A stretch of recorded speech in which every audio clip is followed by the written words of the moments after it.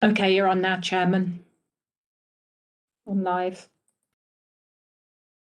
Thank you very much. Good evening and welcome to Solihull Metropolitan Borough Council's Planning Committee for Wednesday, the 3rd of March 2021. My name is Councillor Richard Holt and I'm Chairman of the Planning Committee. I have an opening comment to make. During the COVID-19 pandemic, virtual Planning Committee meetings are taking place. The Planning Committee meeting is being held on a virtual basis during the pandemic, and there are changes to the way in which the committee will operate when compared to our previous meetings, particularly with regard to public speaking. I will explain that improvement shortly. May I remind everyone present that this meeting will be broadcast live via the internet, and the record will be archived for future viewing. We are using the WebEx system this evening, and members and officers will be communicating via that system. As set out in the agenda papers and on the website, any member of the press and public may listen to proceedings at this virtual meeting via a web link, which has been publicised on the council website. The participants in this meeting will be the councillors concerned, the officers advising the committee, and any members of the public or ward members registered to speak in the public speaking arrangements. Registered speakers will be able to address the meeting when invited to do so, and technology allows via the WebEx platform. If there are any issues with connections during the particular speaking opportunity, or registered speaker has informed us in advance that they will not be using the facility, officers will be able to read out any written statement that the registered speaker has submitted. Any additional material to be presented over and above the verbal presentation and the written statement will be accepted as a supporting PowerPoint that can be displayed to members during the meeting. May I remind officers and members participating this evening that during the meeting, all participants are in control of their own microphones. You must place your microphone on mute whilst not speaking on an item. As the chairman, I will use my discretion as to the order in which participants speak and will announce whom I wish to speak. The nominated speaker should then unmute their microphone and mute it after they have finished their contribution. May I remind members that they should not use the chat facility, as this is only for the chairman and officers to use. With regard to declarations, if a declaration is required after the meeting has started, this should be announced in the usual manner. With regard to voting, may I remind members of the committee that you are only allowed to participate in the vote if you have been present for the whole agenda item, including the officer presentation and debate. If you lose visual connection during the agenda item, you can still vote. However, if you should lose audio or sound connection during this item, you must not vote, and the vote recorded as an abstention. Voting will be way of roll call by Democratic Services Officer, who will record the vote. The requested members will be whether they are voting for, against, or abstain on that particular recommendation. The usual procedure rules apply to debate during the consideration of the agenda items, and I, as chairman, will have the absolute discretion. With regard to adjournment, if I, as the chairman, wish to adjourn the meeting at any point, I will announce the adjournment and inform you how long the adjournment will be. All participants should remain in the WebEx meeting facility with your microphone muted. That concludes the opening statement by me. And I'll now move on to the agenda papers and the agenda before us. Item 1 is apologies for absence. There's one apology this evening, Chairman, from Councillor Goff and sent to substituting Councillor Hogarth. I extend a warm welcome to Councillor Hogarth and thank you very much for your attendance. Item 2, declarations of interest.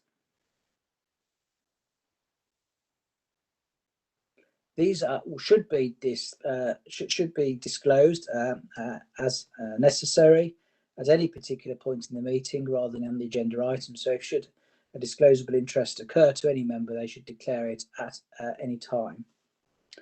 Requests of members to address the meeting, item 3. There are two this evening, Chairman. One from Councillor Tim Hodgson on the application at 354 Stratford Road, Shirley, and one from Councillor Joe Tildesley. That's the application at 52 Woodley Drive, Solihull.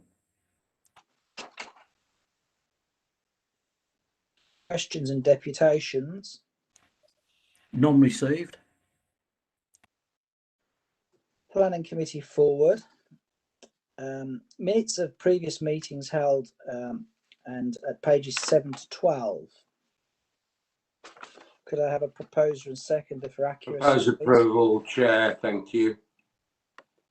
Thank you. And seconded. Thank you very much.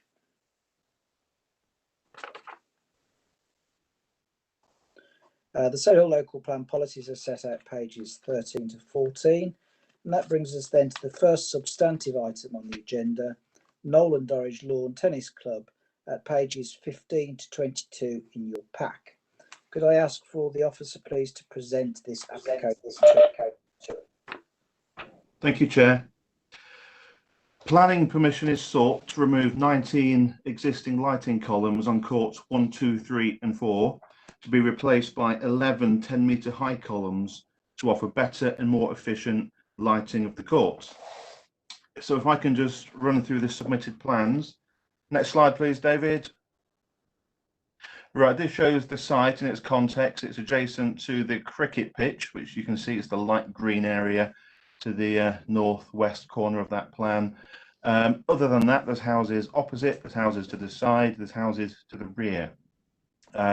Now, the 4 courts that will be receiving the proposed floodlights are those outlined in red on that plan. So they're to the side of the clubhouse and to the rear. Next slide, please. That's a zoomed in version of the same plan. The dots that you can see there are the existing masts. Now they're the masts that will be coming down.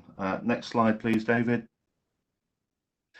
Here we go. So we have a plan of the entire tennis club site. You can see the clubhouse towards the bottom left. Courts 1, 2 and 3 are above that to the right, and they wrap round. Now there's some colour coding going on here. The green dots are all the existing lighting columns that serve courts 1, 2, 3 and 4. Now they're all to be removed, and they will be replaced with the red dots serving the same courts, but as you can see, there's lesser of them, albeit they will be taller. They're 10 metres as opposed to about 6 metres high that the existing are. Now the blue dots that you can see, they're on courts 5 and 6. They're more to the right of that picture. Now they're masts that are the same as those currently proposed that were approved back in 2017. So it's to replicate those elsewhere on the site where the dots are shown as red that you're now considering. Next slide, please, David. Here we go. So here's a plan form, elevation form of the proposed columns. They'll be painted fir green or holly green, I think.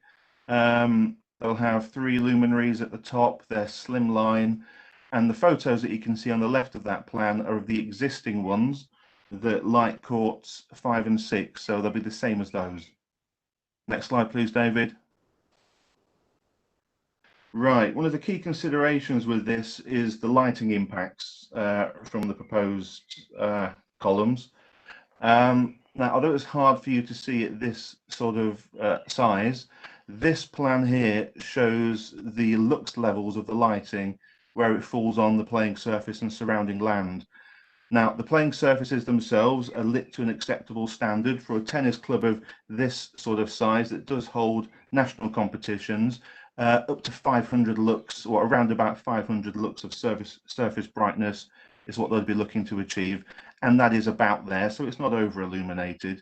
But more importantly, in terms of the impacts of that lighting has on the surrounding area, and particularly the adjacent houses, that shows that beyond the site, so where we've got the cricket pitch and then the houses, the lux levels of lighting falls rapidly from the surface brightness all the way down to less than 5 lux where it's adjacent to any adjacent receptors. And as a receptor, I mean a residential property with a habitable room, so not a garage or utility or something. So any overspill illumination is well below the recognised standard as being acceptable in a residential area. Next slide, please. This is a photo of the site as existing. You can see the shorter columns there with the boxy looking tops. They're the ones to be removed. The column that's more central to the photo, the taller one with the 3 lighting units at the top, it's units similar to that are now proposed. Next slide, please, David. Again, the column to the right is already there. That's a shot on court 5. And the lower swan-necked, boxier looking columns are those that are to be removed. Now the next slide is my final slide, and it's what I'll call my game, set and match slide. It shows a photographic evidence of light from the existing columns installed on courts 5 and 6, and that really shows how they are truly fit for purpose. They illuminate the court. Elsewhere, behind and away from the pitches, you can see there that very, very quickly the lighting emissions reduce to nothing. So that's it for the presentation. The main issue is relevant to the assessment and determination of this proposal, as set out and discussed in detail in the main report, and the recommendation as set out in the report is one of approval subject to conditions. But before I end, for the benefit of those watching at home, can I just read out the update note, which states as follows. I'll read it out word for word. It says there is an error in the section titled All Other Impacts upon Residential Amenity. The 3rd paragraph refers to lighting being on between 8 AM and 8 PM. This should read 8 AM and 10 PM. And condition 3 that's proposed and in place on the existing newer lighting states the correct hours of being 8 AM to 10 PM. Then it also goes on to say members are advised that there are no requirements attached to the permissions for the existing light and columns installed on site to be automatically turned off. Thank you, Chair. Right in saying there are no speakers to this item? Chairman, yes. So I think I should move the motion, firstly. Although Diana's got a hand up. Are you happy for me to move the motion first? Yes. So it's my responsibility to start the debate. The council's standing orders require me to move the motion. Although I am moving the motion, I am still undecided on how I will vote. Do I have a seconder? Seconded, Chair. Thank you. Thank you. Councillor Hull-Allen. Thank you very much indeed, Chair. And as I pointed out to colleagues before, I used to live bang next door to these tennis courts, albeit there were not so many then. That was in 1974. So there were less of them. And in fact, I remember the lights being put up then, and I'm assuming that they are the current ones, or the ones, the red ones that are identified. The picture of the actual courts illuminated is quite inspiring if it really is that good. Because what you're saying is because of the height and the fact that the lights are covered, they are going to be beaming down in there and not beaming outside, which brings me round to my concern as to why the timing, as I understood, was 8 till 8, has been from 8 till 10 o'clock at night. It just concerns me a little bit. I'm interested to hear what other members say, but I have no real problem with it apart from the timing. Maybe it could be brought, turn the lights off a bit sooner, but I think Mr. Hallam's made it very clear. Maybe it's not so bad, but I think there'll be other members who want to discuss it also, but there really ought to be an automatic shut off system. Make sure the lights do go on, because it's go off dead on 10 o'clock. It's so easy for people to come off the courts and forget or just mess about, and then it goes on another 5, 10, 15 or whatever. So if there can be a good automatic switch to make sure it goes on, I'm fairly happy to go with the extended, as I see, an extended time. Thank you, Chairman. Councillor Grinsell. Chair. Councillor Holland has yet again stolen my thunder to a certain extent, but so be it. I don't have any major issues over this, and as I've said at previous planning committee meetings, where I sit, I overlook a 3G illuminated pitch here at West Warwick's Club. So I get it. However, we have got conditions recommended, and I would certainly like to see an amendment to condition 3, that an automatic timing device has to be included. Frankly, I don't trust people to turn it off. I don't trust people to push the boundaries because they're coming to the end of the set. And I'd further like to say that it's very good to see that our officers have retained a sense of humour, game, set and match over.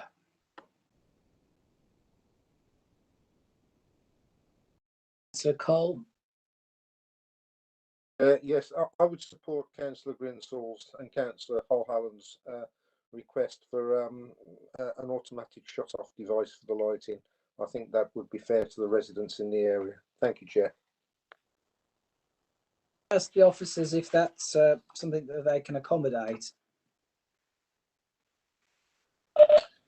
If I may, Chair, a couple of points there. Firstly, in relation to the hours of use, we're proposing 8 AM to 10 PM because they are the restrictions that are imposed on the similar lights on courts 5 and 6, and also the existing courts 1, 2, 3, and 4. So it would be unreasonable to seek less, which is why we're proposing that time. In relation to the proposed automated system to ensure the lights are switched off at that time, there aren't any such restrictions on the existing lights. However, we have made contact with the tennis club today to discuss this issue with them. They have confirmed that although there is no requirement for an automatic shut-off on the new light, well, on courts 5 and 6, so the masts that were approved in 2017, there is actually a system installed that does ensure they're auto switched off. So if members did think it was necessary for such a condition to be attached to this permission, if you're minded to approve it, I don't think the tennis court would complain, and I think it's something we could do with an amended wording to condition 3, as Councillor Grinsell suggests. Can I ask the committee if is there a general enthusiasm for this condition? Those yes, nodding, agreed. Councillor McNaughton, yes, yeah, okay. That seems to be favourable to the committee, that they would like that condition. So could we suggest that the motion's put as amended on that basis, Mr. Hallam? Certainly, Chair, and I've been scribbling away while you've been chatting, and I think perhaps a suggested condition could be: the lighting units hereby approved shall not be switched on or operated outside of the hours of 8 AM and 10 PM, and shall be fitted with a system that automatically turns the light off no later than 10 PM on a daily basis. The system so installed shall remain permanently operational for the lifetime of the development. Sounds perfectly fine. So if we could move to a vote then, please, as amended with that amendment. A named vote, please. Thank you. Councillor Allen. For as amended. Thank you. Councillor Cole. For as amended. Thank you. Councillor Grinsell. For as amended. Thank you. Councillor Hogarth. Amended. Thank you. Councillor Holland. For as amended. Thank you. Councillor Holt. For as amended. Thank you. Councillor McNaughton. For. Thank you. Councillor Ryan. For. Thank you. And Councillor Slater. For. That's unanimous, Chairman. Everybody in favour. Thank you very much. And the next substantive item on the agenda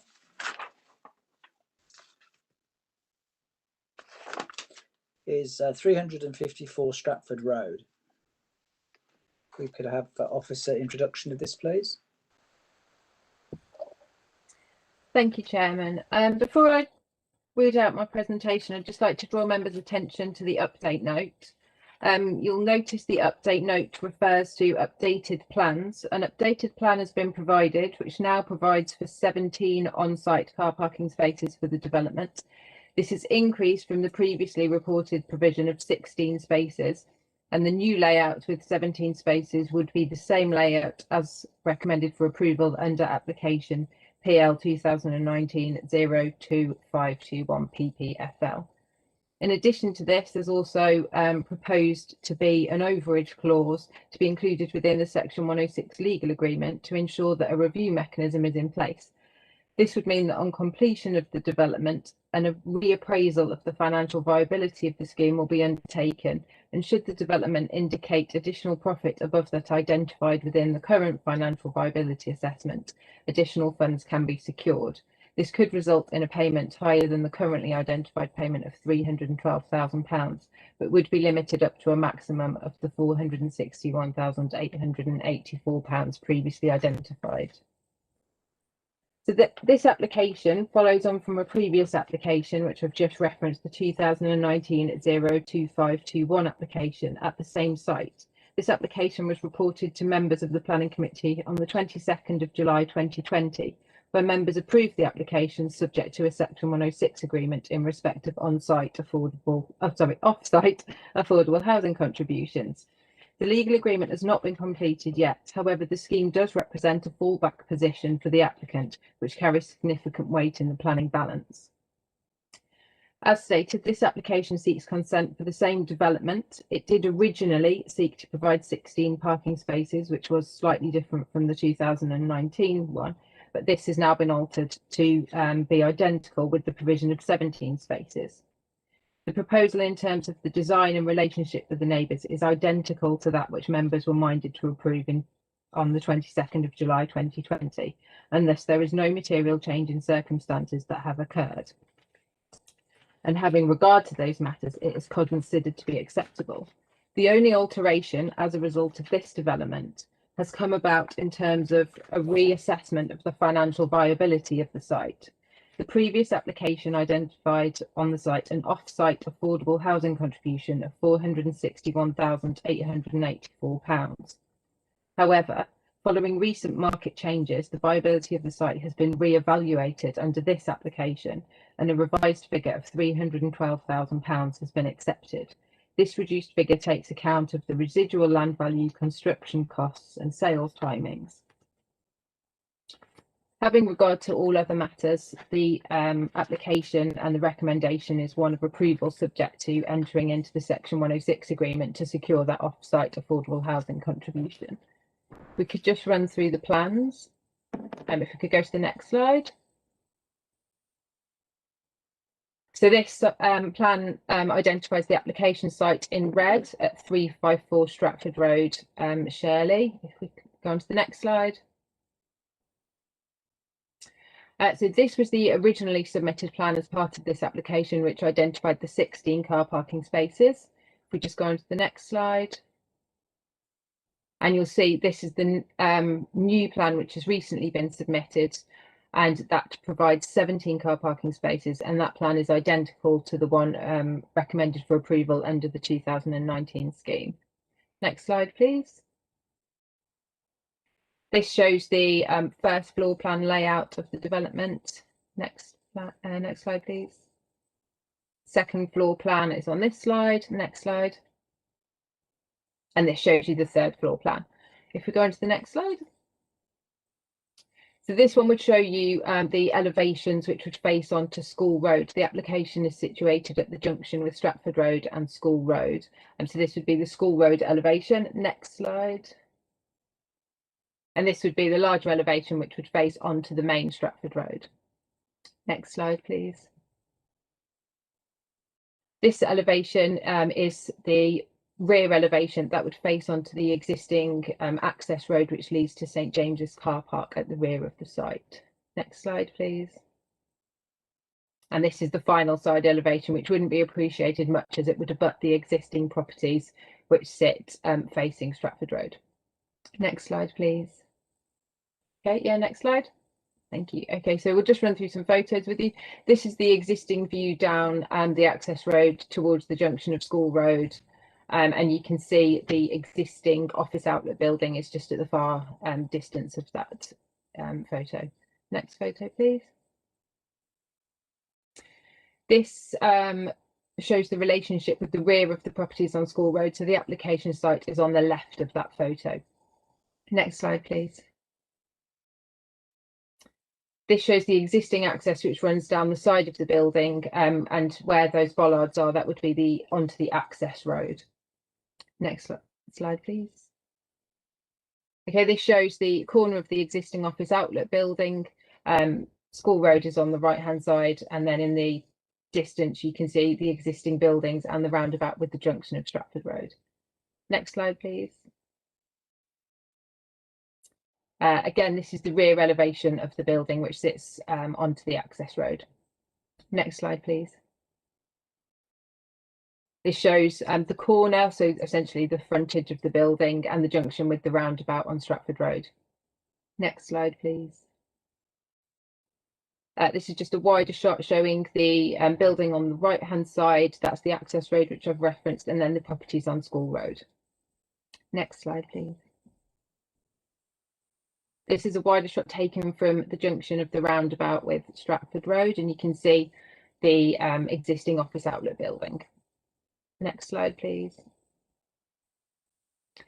This shows the relationship of the office outlet site with the existing properties on the opposite side of Stratford Road. It also indicates there's a large tree at the frontage there which would be retained as part of the development.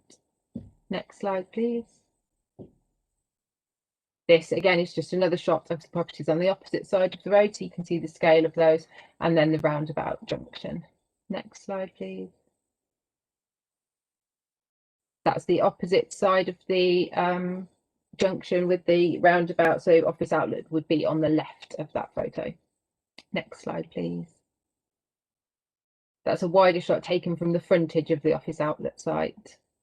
Next slide, please. This is the existing office outlet building with the properties which you can see in the rear of that photograph are located on School Road. Next slide, please. That's a wider shot of the existing building and the parking area to the frontage. Next shot, please. I think this might be the final one.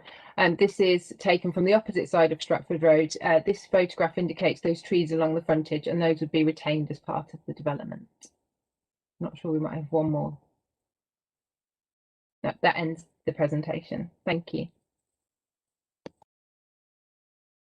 So we've got two speakers and councillor. So if we could hear from Councillor Tim Hodgson first, please. Thank you very much, Chairman, and I will be brief. So I did speak to the committee last July on this with a very similar application at this location that was approved by a majority of the planning committee back in July last year.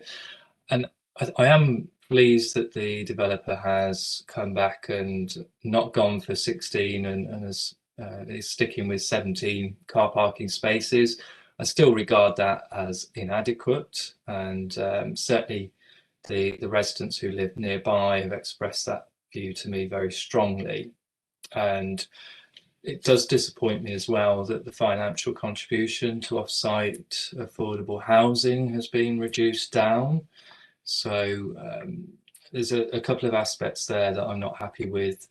The location, the office outlet building obviously is vacant, so it's good to see that there's an application for a new use for that site, and certainly residents are keen to see that that site doesn't fall into dereliction. But the same time, we need to make sure that the applications in front of us are sympathetic to the community around them. And I would just say that at the moment, the traffic levels and parking in the area are very much reduced because of the lockdown. But as we come out of that and as we get back to more normal times, that car park across the road, Church Road, is going to fill up considerably. And that road, in particular School Road and just off it Church Road, have a lot of parking problems. And some of the houses on that road are just cottages, and they don't have, some of them don't even have driveways.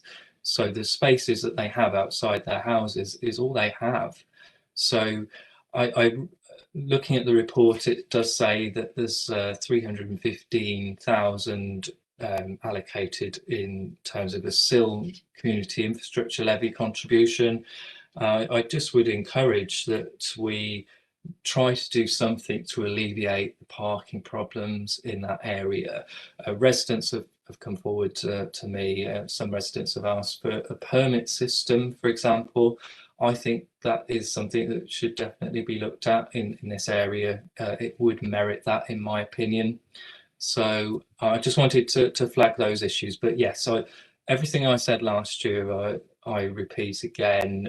It's an inappropriate development in terms of it's a 4-storey structure in what is currently a residential area, largely, and 2-storey buildings surrounding it. And that pressure on the highway network and parking is a real concern to local residents. So I just ask that you bear those points in mind this evening. Thank you.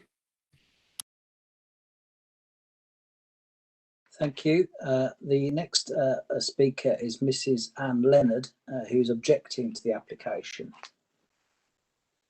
Yeah, Mrs. Leonard can't be with us this evening, Chairman, but we do have a short statement to read out on her behalf. And it follows, my objection to the proposed development is on 4 counts. A, taking down trees and shrubs which help the environment, i.e. sparrows nesting, so increasing their population. B, more traffic causing congestion and illegal parking. C, being overlooked. D, the dust and disturbance when being demolished, not helping my husband's emphysema and my asthma. It would be nice if you could not have the building right to the edge and leave the tree and some of the landscaping in place. And that ends the statement.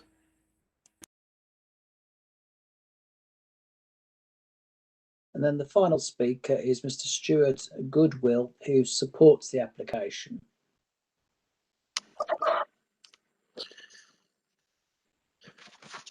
Good evening, Mr. Chairman and councillors. Thank you for allowing me to speak today on behalf of the applicant, Churchill Retirement Living. I would like to thank you for your previous support on this site when the application was before you in July 2020. Sadly, due to unforeseen circumstances, we have had to relook at the viability of the development proposal, and therefore the application is before you again tonight. I would also once again like to thank the officers for their detailed report and recommendation before you.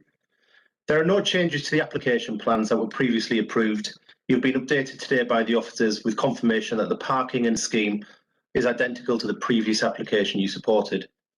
The pandemic and repeated months of lockdown have had an impact on the retirement sector, with our purchasers being considered most vulnerable. Many have been required to shield for months and therefore understandably have been unable to or put off from moving at this time. At present, and despite the vaccine rollout, the sales rate for retirement developments shows little signs of increasing, and the average across the company for the past 12 months is 0.4 apartments per month sales. This is well below the 1.3 factored into our January 2020 affordable housing contribution figure. To add to this, the government issued a decision in January 2021 to ban the charging of ground rents on all leasehold properties, including retirement schemes, which the government had previously said would be exempt. This has resulted in a significant final loss of 448,000, as ground rents have traditionally helped pay for the provision of the non-saleable areas, including the communal lounges and grounds. Therefore, unfortunately, this figure has had to be removed from the affordable housing assessment. To allow the site to come forward, we have had no choice but to review the affordable housing assessment, and in taking into account the above, has resulted in an affordable housing policy compliant contribution of £312,000. The applicant is keen to provide a contribution, and this agreement is based on a sales rate of 1 per month and not the 0.4 sales per month the applicant is currently experiencing, hoping that the market recovers later in the year. The assessment has been independently scrutinised by the consultant for the council and agreed, and this application is before you tonight with your officer's support. The application only seeks to take into consideration the great change in circumstances since the original contribution sum was agreed over a year ago. All other matters remain the same. This planning proposal is a great opportunity to deliver older people housing on a previously developed site that is consistent with the character and appearance of the area and deliver significant benefits for the future occupiers and local community and high street vitality. We hope that you understand our position and can support your officer's positive recommendation. The clawback issue raised is not an issue that we've been made aware of before. However, the council consultant has suggested a shortened consent period. On that basis, if granted today, the applicant is committed to starting on the site in 2021 and delivering the much needed older people housing in the market in this difficult time, and also the early payment of the affordable housing contribution. I'd like to thank you very much for your time. Thank you very much indeed. All speakers now concluded on this matter. I shall move the motion. It's my responsibility to start the debate. The council standing orders require me to move the motion. Although I'm moving the motion, I'm still undecided on how I will vote. Do I have a seconder? Seconded, Chair. Thank you. My view on this is from a procedural point of view, we've previously given planning permission to an identical application. So could I respectfully suggest that, in terms of consistency, the council has obviously previously made a decision on this. What we're looking at is a distinction from the previous application insofar as the affordable housing issues are concerned. And I think we should try and limit our discussion to that issue. Perhaps one question could be asked in terms of legal advice, and we could have it explained to us the overage agreement and what that actually means in practical terms, please.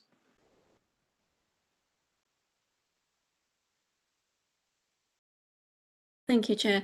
Yes, the overage agreement, it will just be a Section 106 agreement as we would have ordinarily in this matter.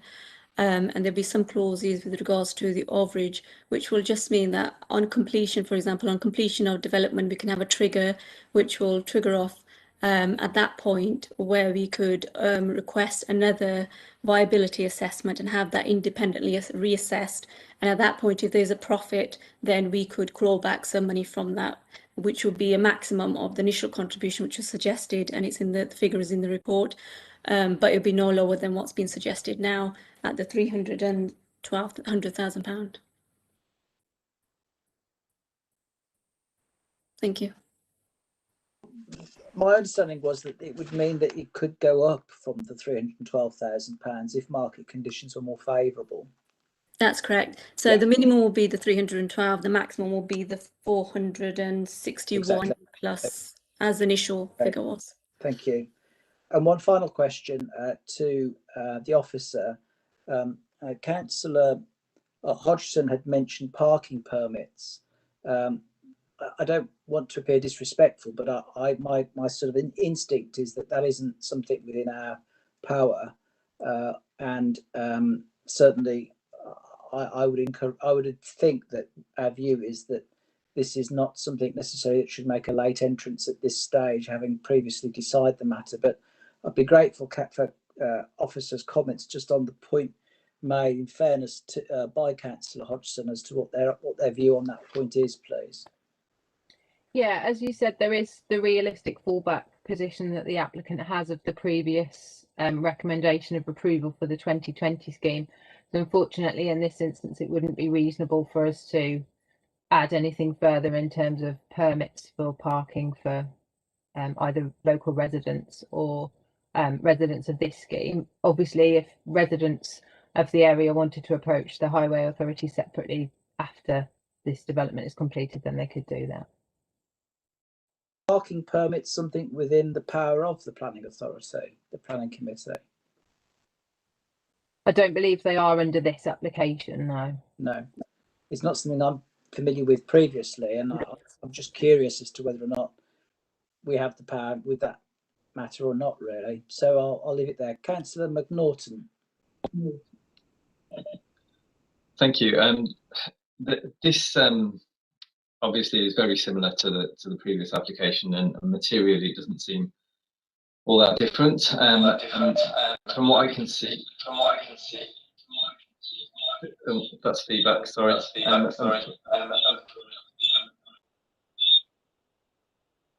That should be better. From what I can see, the application has already been passed. The applicant is at liberty to begin construction whenever they wish. And what we've heard today is that the applicant is citing reduced sales and a change in policy on charging ground rent. But I don't really see how that's our concern. We've passed the principle. They have their planning consent. They can carry on should they so wish. It seems reasonable to believe that sales will recover at some point relatively soon, I would have thought. And what we've heard tonight is the applicant doesn't seem, from what I've understood, to consider the scheme as approved to be viable anymore, in which case they could wait until it's viable again, or not build it, as is their right. If we were required to subsidise this scheme by changing the contribution to affordable housing as requested, then it wouldn't be before us tonight. And personally, I don't think we should be subsidising the scheme in that way, particularly when it will presumably become viable again in the future. So I'm not really sure why we should do that at this stage, and I'm interested in what other people think. The Grinsell. Thank you, Chairman. You see, I differ from the view of Councillor Hodgson and Councillor McNaughton. We have experienced over the last 12 months the biggest change in our society that we've ever had, other than world wars. I think this is reasonable to accept a potential lower figure, but Councillor Hodgson did say that the figure has been reduced. What our officers have done, and I thank them for it, that they have approached it in a pragmatic way by introducing what is effectively a flexible approach to this. Now, the roadmap suggests that we will come out of this pandemic, hopefully the sooner the better, as I'm sure everyone would agree with.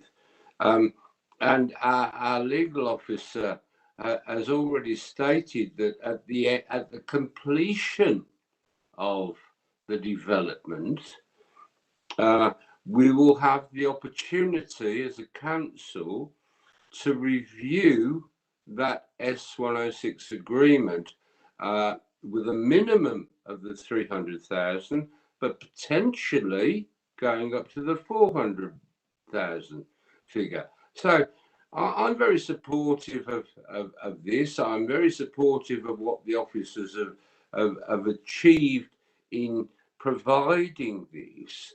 And, you know, these properties are not going to be built in the next 6 months. It's going to take a good length of time. So we have this fallback scenario where at the end of the completion of the development, we can review that S106 figure in hopefully in an upward direction. So I would be supportive of this.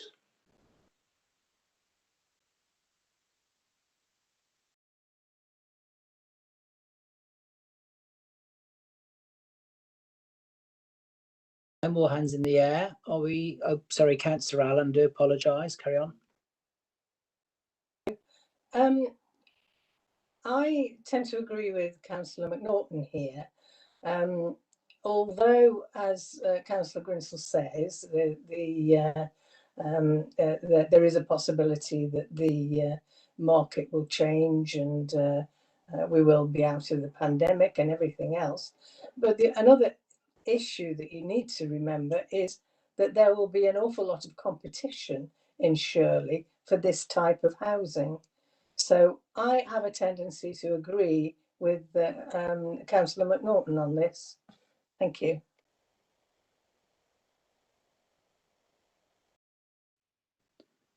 Councillor Hollallen.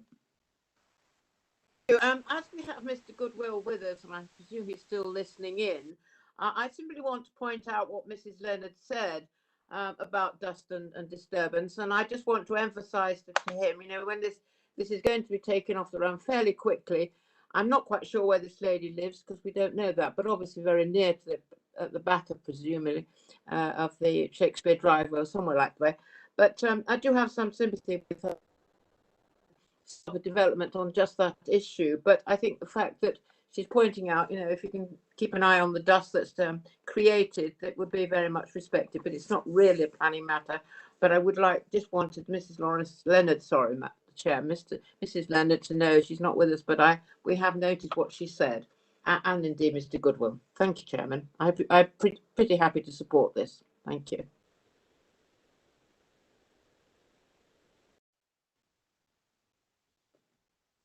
Should we move to a vote now? Okay, if we could take a named roll call, please. Sorry, Chair. Can I just interrupt here? I just want to be absolutely clear that the recommendation is one for approval subject to the completion of the Section 106 agreement with additional overage clauses. Thank you.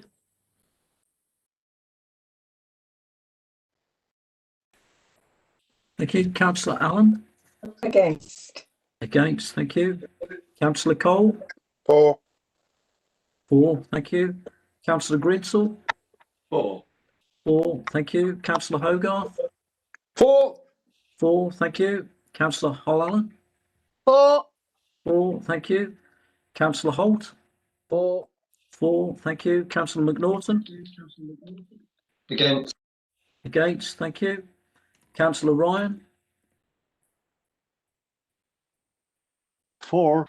For, thank you. And Councillor Slater? Against, was that? Against, yes. Against, thank you. That's 6 in favour, Chairman, and 3 against.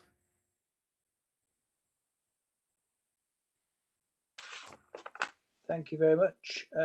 On to Blytheview Farm at Kenilworth Road.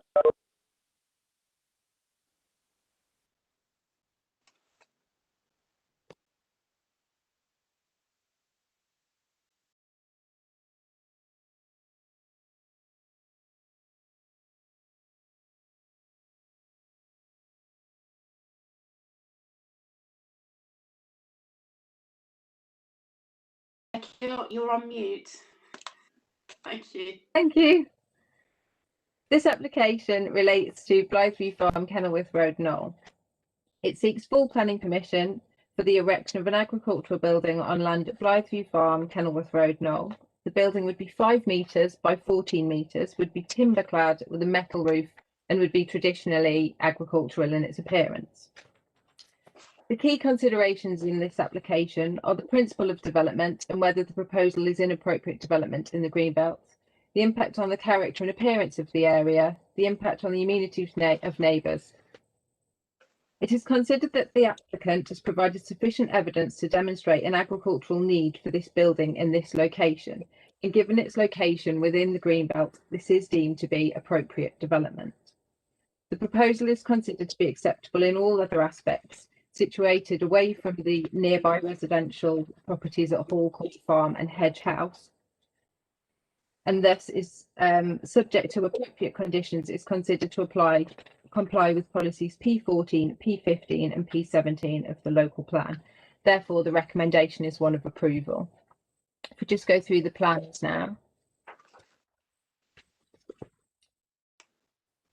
This is the application site. So the building would be located at the end of the existing access track, which serves the agricultural holding.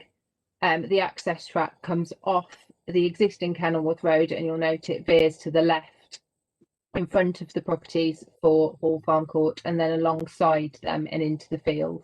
If you just go on to the next slide. That's just a zoomed in version of the site. The orange box that you can see on there markates an existing building, which we'll see later in the photographs. Next slide, please.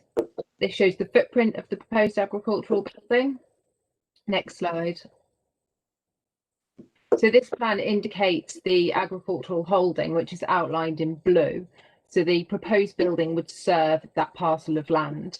And you can see the development of Hall Court Farm to the southeast of the site, and then Hedge House on the west.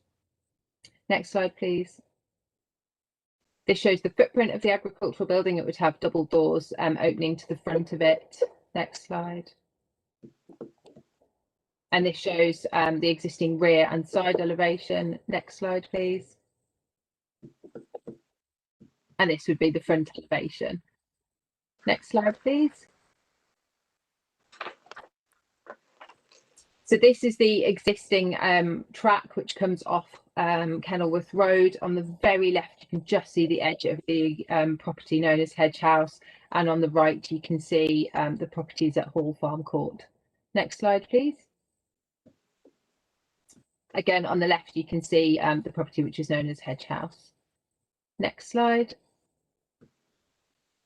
Again, this is the access track, and it's just a more detailed shot of the properties on Hall Farm Court, so you can see that relationship. Next slide.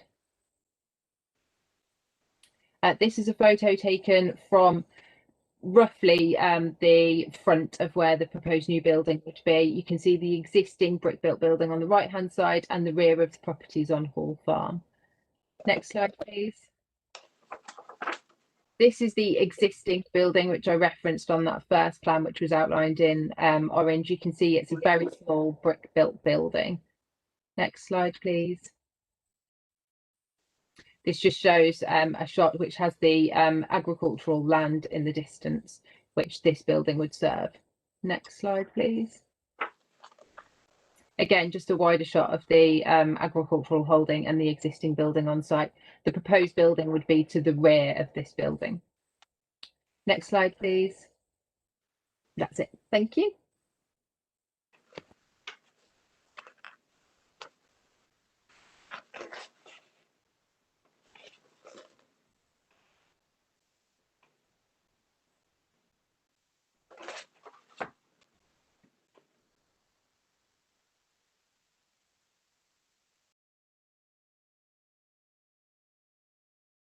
You're on mute, Richard.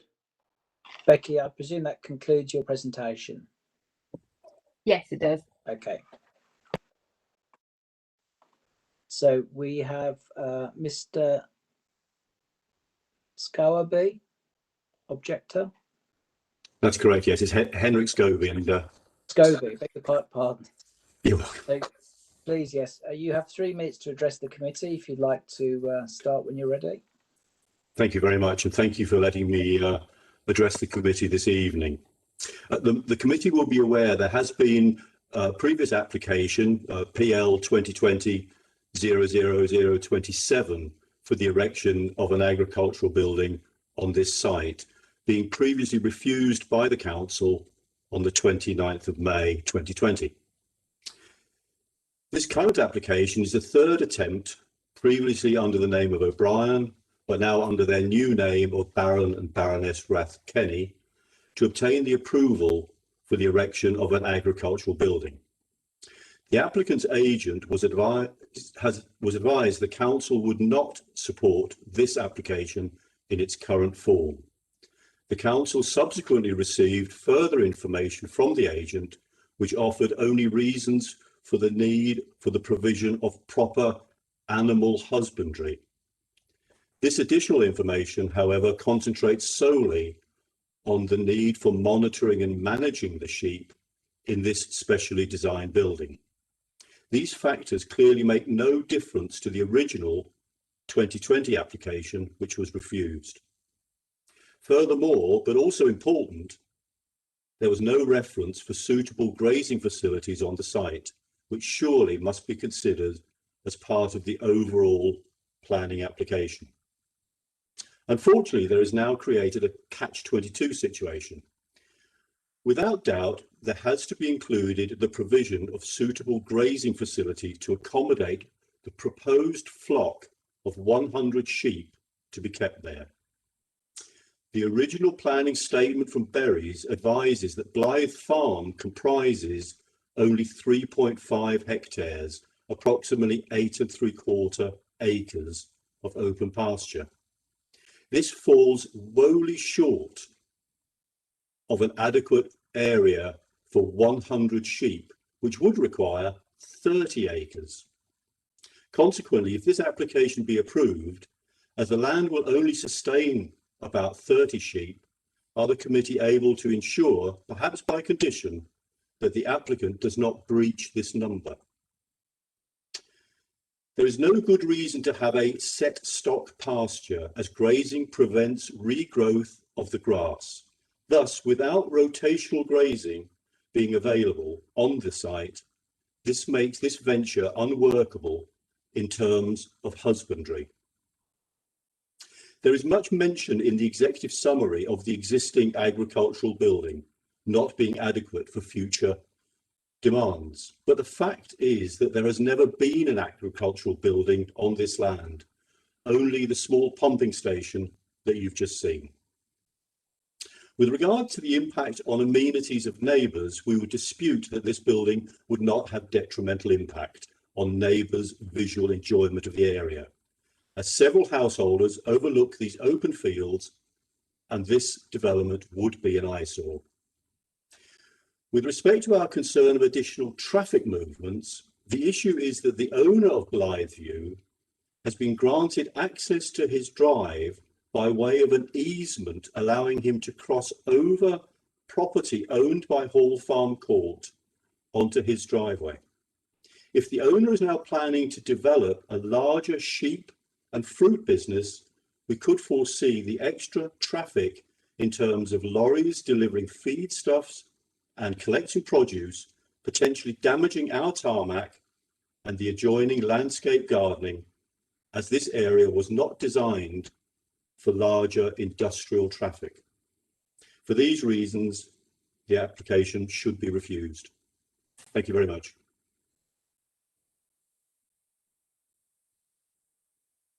Thank you. Miss Lauren May, who supports the application.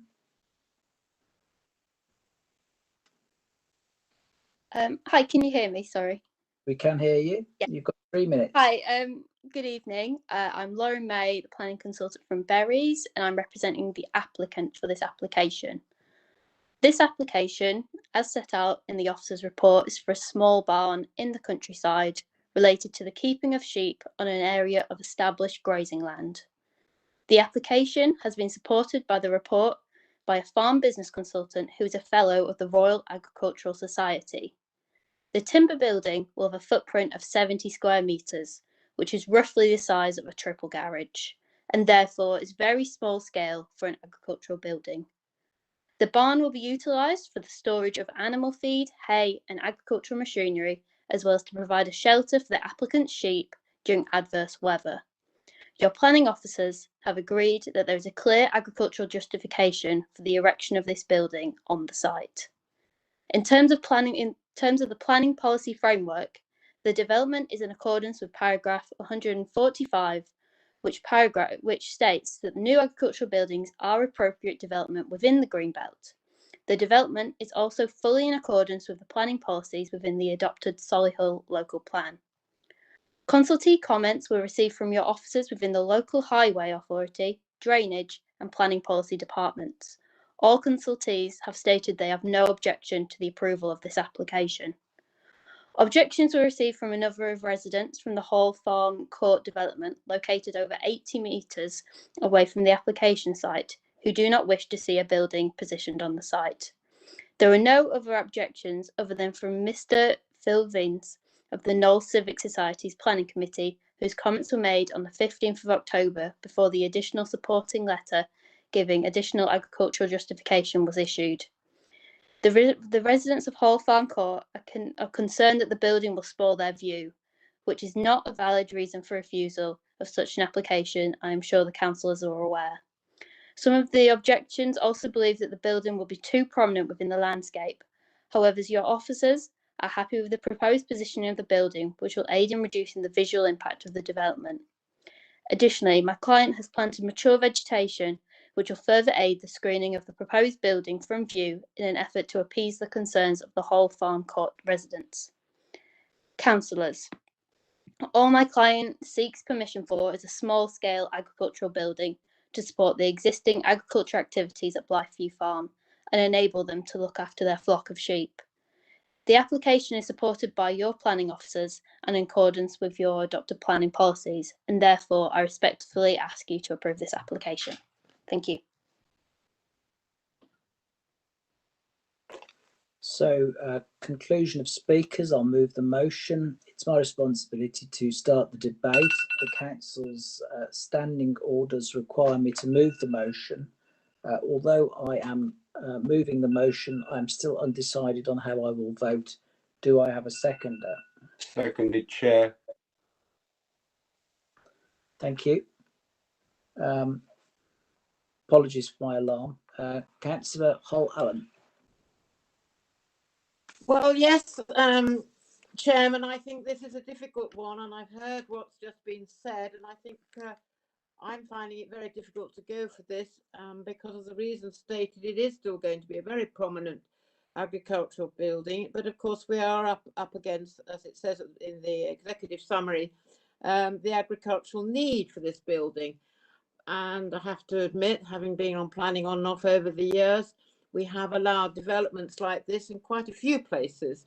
But this is still quite near to other properties. It is going to cause a rather unpleasant, unnecessary site, I should say. It's a very big building to take in all these sheep. I am a bit undecided at the moment, but I have to say on Greenbelt lands, I really don't think it's acceptable, Chairman, and I will see how the debate goes when I hear my colleagues. But I am very concerned about the size of this. I hear that there's going to be a lot of planting. That could help, admittedly, particularly if it's trees that are going to stay with leaves on, but then if they get coming off in the winter time, it's a bit unsightly. But there we are. I think this is a very difficult one for the planners. I'm finding it difficult myself, but my main issue is the concern about the fact that we don't really like this sort of thing, even though it's replacing another building. My goodness, it's that much smaller. What is being replaced is considerably smaller than what is being considered for this agricultural need. Again, difficult one, and I will reserve my judgment. Thank you, Chairman. Councillor Hogarth, please. Thank you, Chairman. Well, my question is really, where do you put an agricultural building? You put it in a field. That's where it's required. That's where the sheep are. And personally, I feel that it's the right decision, and I would support this particular application. From what I gather from earlier conversations, this is very near to the building that's about £1 million, and it's got a green grass roof or something, isn't it? Somewhere along the Kenilworth Road. Is that particular building on this land? I can't hear anybody. So Hogarth, it is, yes, it's on that land. It's on that land. There's a very slight view of part of the building on the photographs that you saw. Right. Well, quite honestly, I would sooner have the agricultural building than the one that's on that land, which is subject to finding a buyer. But I would support this particular application because where else do you put an agricultural building?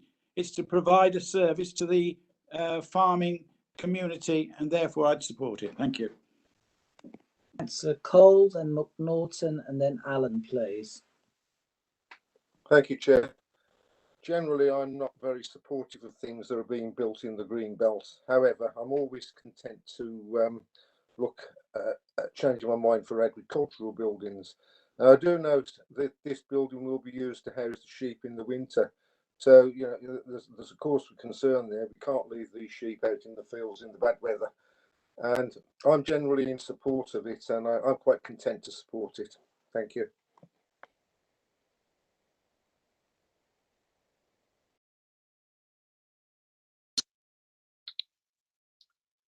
So me now, Chair. Thank you. I mean, as we've heard from others, this type of agricultural building is appropriate development in the Greenbelt where there's a need for it. And I think were it anything other than an agricultural building, even of the same size, that would be a different matter, and we'd be looking at very different planning balance and application report.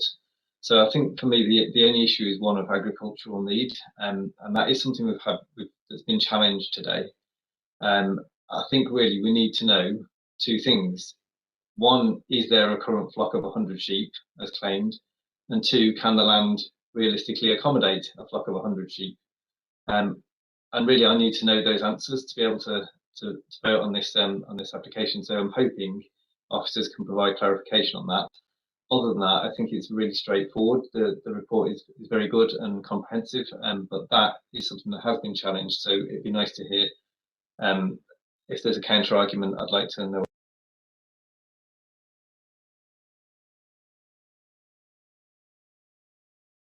Just before we move on to Councillor Allen, that question that's put by Councillor Norton is dealt with. It's something that I think is in play. This issue of the land is not sustainable for a flock of 100 sheep. Is that something that we should be descending into as a planning committee, or is it something that's not really within our remit to discuss? Could that response come back, please, to Councillor McNaughton? Thank you, Chairman. Yeah, just before I go on to that point, I just want to pick up on a couple of other points. Councillor Hollallen mentioned that it was replacing that existing brick-built building. It isn't. That small brick-built building will be staying, and this new agricultural building will be to the rear of that. And also, a couple of you have touched on Greenbelt, and yeah, I just want to reiterate that paragraph 145 advises that the local planning authority should regard the construction of new buildings as inappropriate development, but one of the exceptions is buildings for agriculture and forestry, and therefore it is appropriate development. Now, in terms of whether there is a current flock of 100 sheep on the site, there isn't. This is a new farm venture, as I believe it, that's coming forward as part of this application, and obviously the applicant can't have 100 sheep on there without a building being there at the moment. So they do need the building in order to support that. But as I understand it, and as has been submitted by the business consultant who is a farming expert, the building is proposed for ewes that are in lamb, and it's to help support the lambing process. And they talk about the yield of lambs that could come from the sheep. What I would reiterate is that there is a lot of information that's been submitted to justify that need for the building of that size, and their agricultural consultant has provided that evidence to us. I also noticed that unfortunately I can't remember which member it was that spoke about it, but whether we had the ability to limit the number of sheep on the land, and we don't. That's not a reasonable condition which we could do.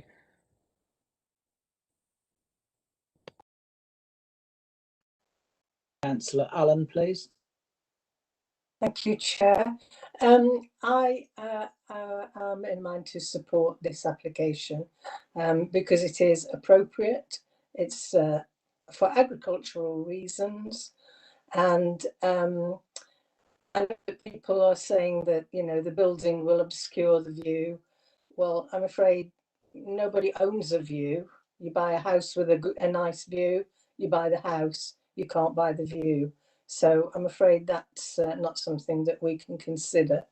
I'm totally in support of it, actually. So yes, that's all I've got to say. Any more comments to any different issues, or should we move to a vote? Councillor Ryan, you're waving. Carry on. What troubles me a bit is that we don't know how many sheep exist there at the present time, and has he this applicant proved the need. If there was a number of sheep on the field, that would indicate that this is serious and that demonstrate the need of having an agricultural building. I would want to support it because I'm always inclined to support agriculture. But we've seen buildings going up in the past within the countryside, and some of the times we need to go back and look at them again to see if they are fulfilling the purpose by which they are given. And I don't think this individual has demonstrated seriously enough that this is going to be a serious business for a number of sheep for this particular venture. We've heard from one of the speakers that indicated that the land would not sustain the number of sheep that is being suggested. So there's where my doubts come in, Chairman, and I'm not convinced at the present time. And I know in times past we would be probably deferring this for a site visit because we'd want to see for ourselves. I haven't had the opportunity to do a site visit myself. I wish I had, because I would like to find out more. So I'm in a dilemma with the Chairman unless I hear different from officers or other members. Thank you, Chairman.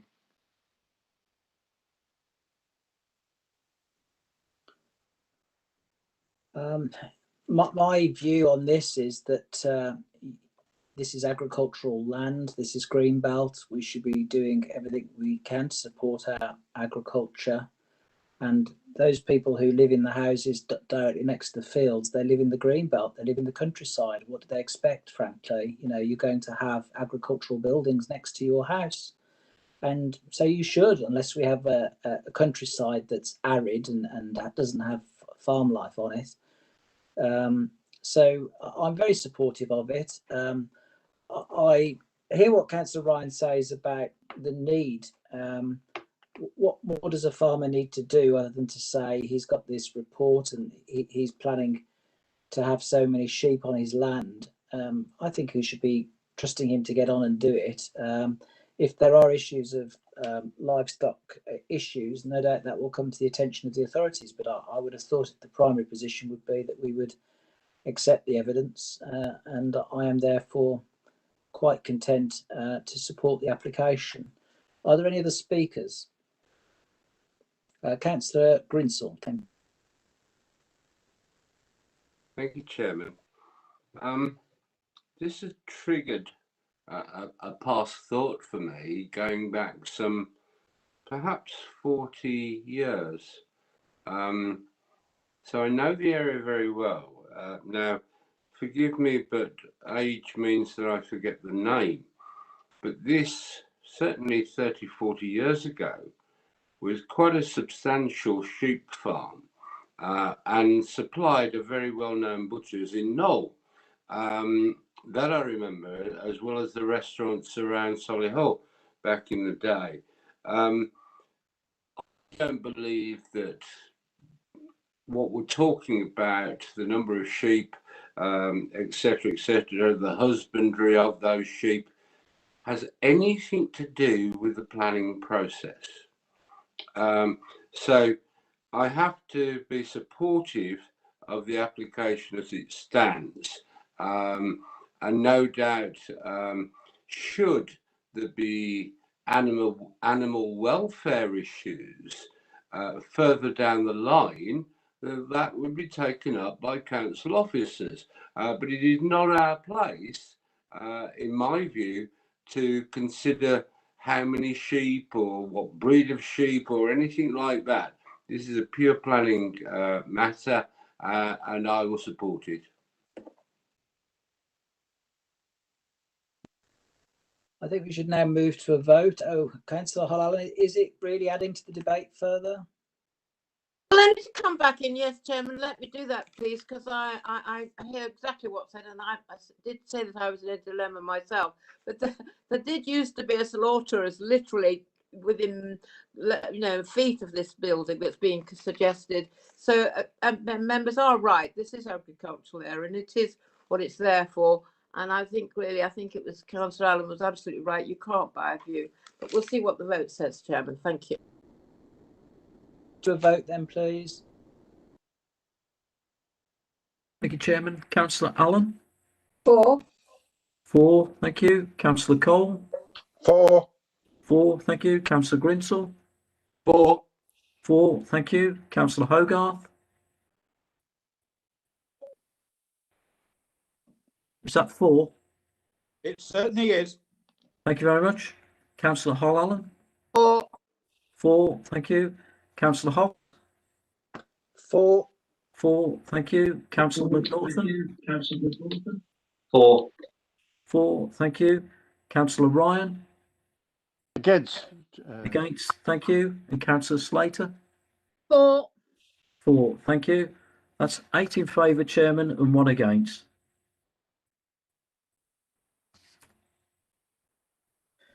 Thank you. On to 24 Apsley Grove. Thank you, Chair. Planning permission is sought for the conversion of an existing bungalow into a 2-storey dwelling, including a rear extension, front porch, and the application of render to elevations. So if I can just run through the submitted plans. Next slide, please, David. This shows the site. You can see it has a detached property on it. It's a bungalow. It sits on Apsley Grove, which itself is made up predominantly of 2-storey dwellings, although there are a couple of bungalows along there, this being one of them. Next slide, please. This shows in a bit more detail. The only additional built form that's going to cover a larger footprint area is that 2-storey extension you can see to the rear. This plan shows how it comfortably complies with the 45-degree guide in relation to the only one neighbour this property has to the side. Next slide, please. These are the elevations of the existing bungalow. Next slide, please. Now, these are the elevations as proposed.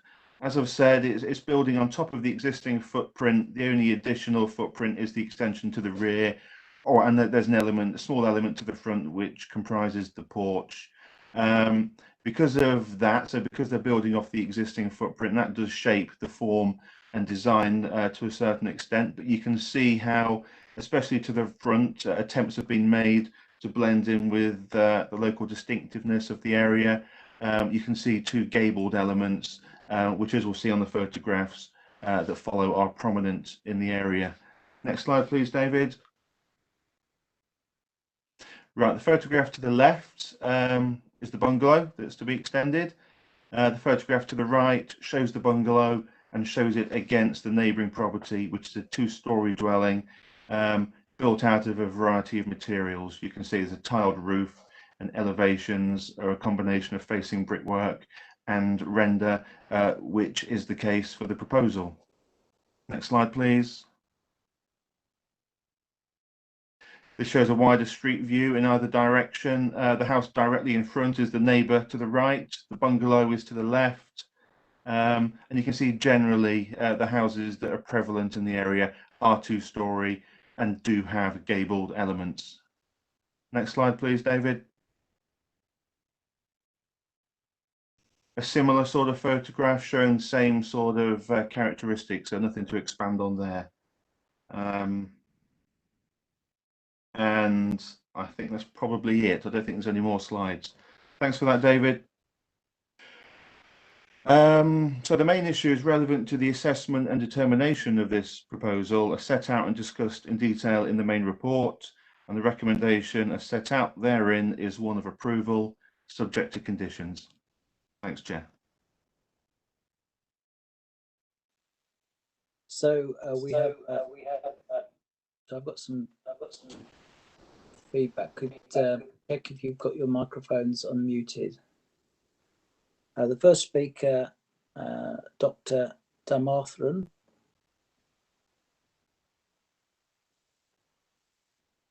I believe he wishes to have his statement read out. Okay.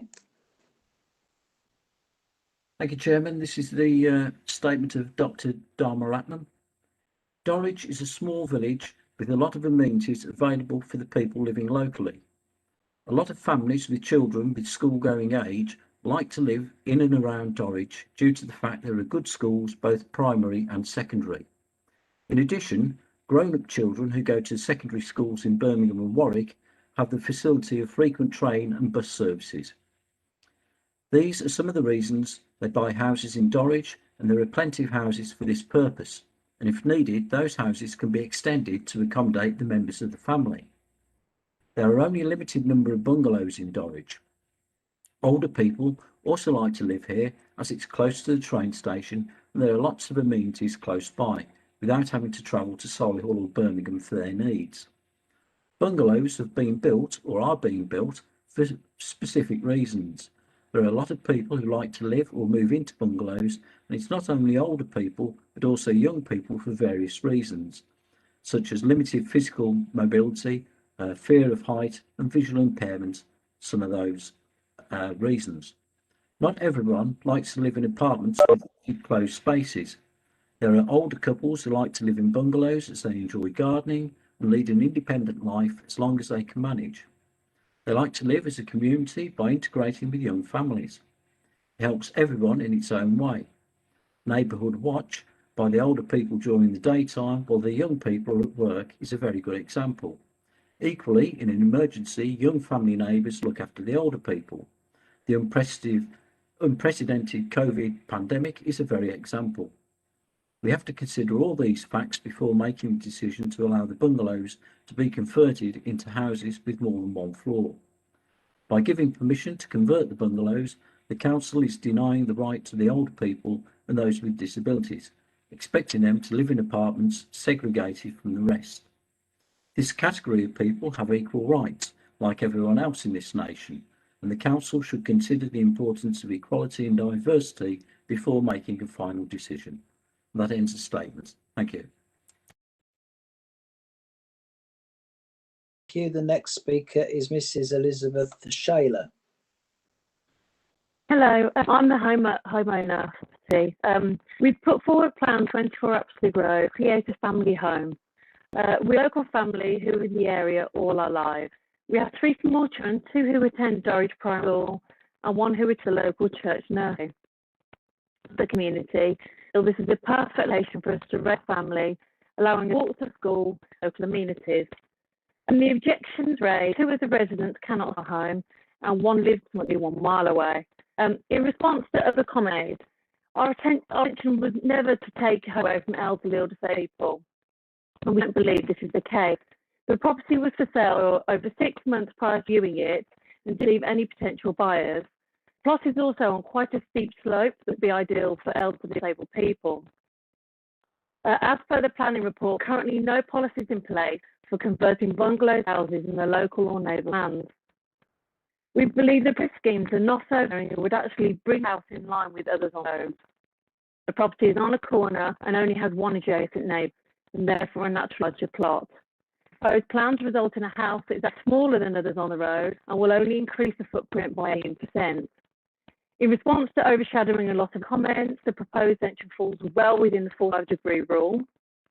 In response to loss of privacy comments, there are no neighbours to the rear, to one side of the property, and the windows adjacent to number 24, a small bathroom window, and 1.7 above floor level, with all plan exterior. The front half of the house is in line with all of the homes to Grove, and as per the planning office report, there is sufficient separation between the houses, and the facing windows are deemed to have no detrimental effect. In response to loss of view, the woods behind the property are very large established trees. These will clearly still be visible over the new house, and we are asking to increase height by 2.3 metres. Also note that the road is on a nap slope, while the houses stand on high ground. There is a large grass area adjacent to our home, so we still will keep the open canter road. And we've also, as also been discussed previously, we've added 2 gable features, ensure that the house harmonises with us on the road. Many have also been extended and set evident. We worked tirelessly with the planning team to believe that the plans completely keep with Apsley Grove and all the required criteria. We've considered these greatly, and they are all in line with the neighbouring local plans for Knowles and Bentley Heath. Thanks for this opportunity and your consideration. Thank you very much. I'll move the motion. It's my responsibility to start the debate. The council standing orders require me to move the motion. Although I'm moving the motion, I'm still undecided on how I will vote. Do I have a seconder? Seconded, Chair. Thank you. Councillor Hall-Allen. Indeed, Chair. I have to say I have visited this site and cannot find any reason whatsoever not to agree with it. It is exactly as been said so often when we are allowing developments. I know, and I quite agree, there are a lot of people screaming out for bungalows, but people have their right to extend, and this literally ticks all the boxes, Chairman. It's within less than quarter of a mile to the station, less than half a mile to the nearest school, absolutely less than quarter. Oh, it's only feet from the nearest surgery. It backs onto the park. It's a lovely road. There are big houses down there. Not really setting a precedent. It is on a bend. I have noticed in planning chairman's chair over the last few months, a lot of houses on the corner of roads are being developed. But there we are.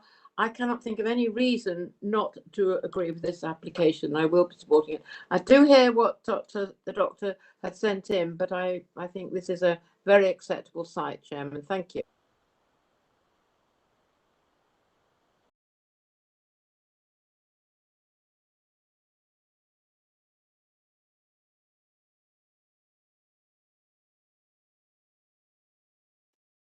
Any comments, or should we move to a vote? No comments?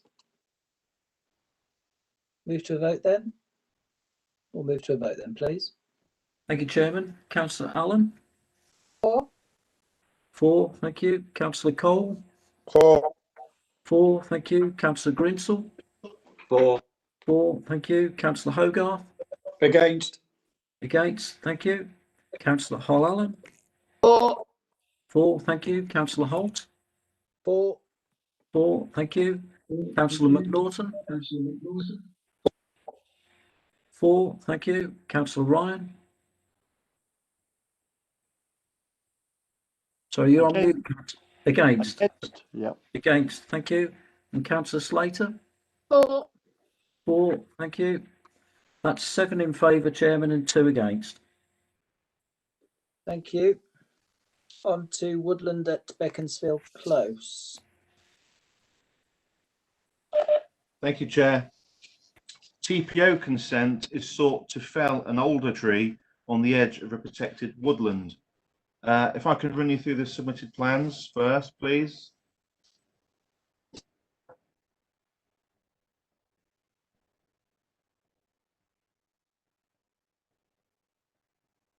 Thanks, David. Next slide, please, when you're ready. Okay, so this shows the location of the tree. It's on the edge of an existing protected woodland area that's subject to a woodland TPO, and it's important to note that it's a woodland TPO. It doesn't specify individual trees. It's there to protect the woodland as a group rather than particular individual specimens, because they all contribute together to the impacts that the woodland has. Next slide, please.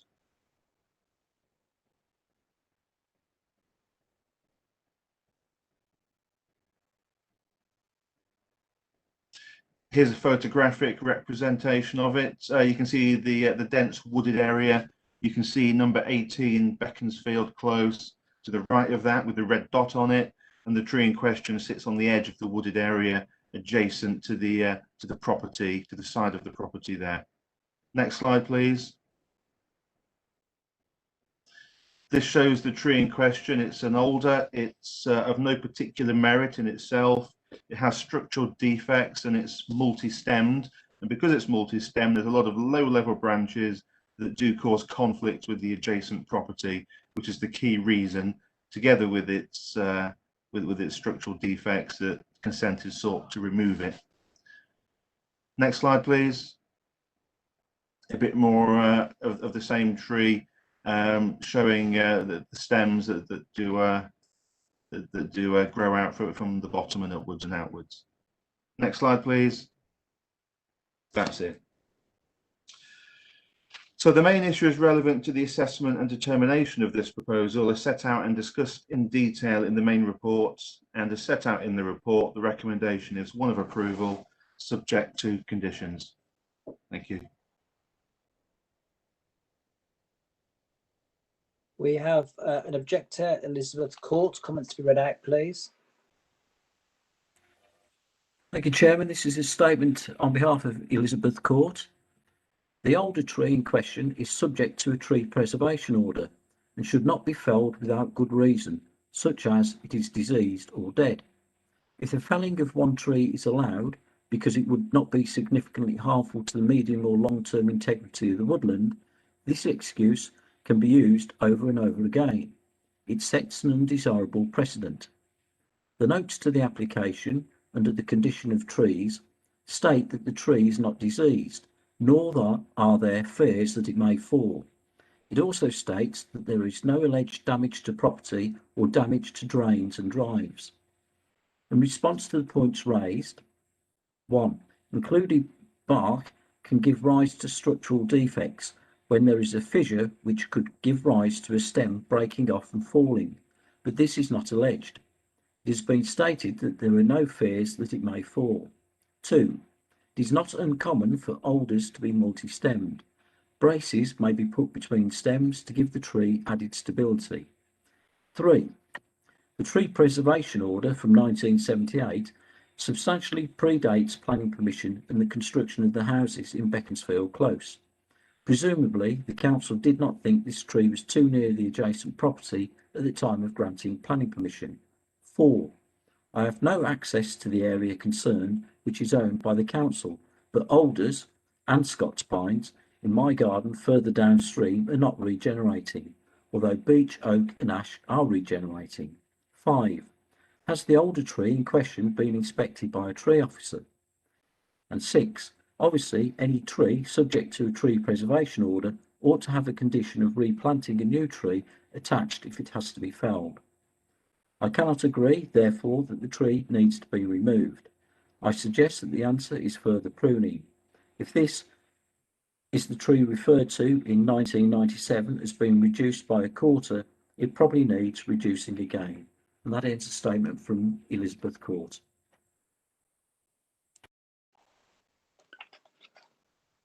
Do we wish to debate this matter? Anyone wish to speak? Standing orders, please, Chair. I beg your pardon. Thank you very much. Thank you for correcting me. My responsibility to start the debate. The council's standing orders require me to move the motion. Although I'm moving the motion, I am deciding how I will vote. Do I have a seconder? Chairman. Thank you. Do we wish to debate this? Are there any speakers? We've read the report. No appetite for speaking? Oh, Councillor Ryan, beg your pardon? Chairman, just some advice from the officer. I see the tree is adjacent to what appears to be an old wall.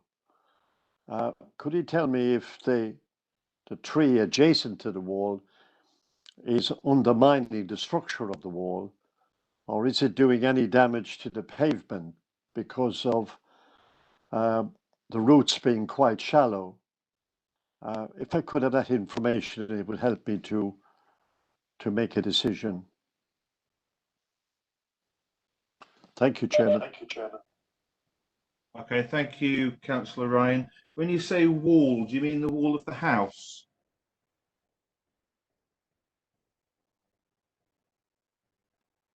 For the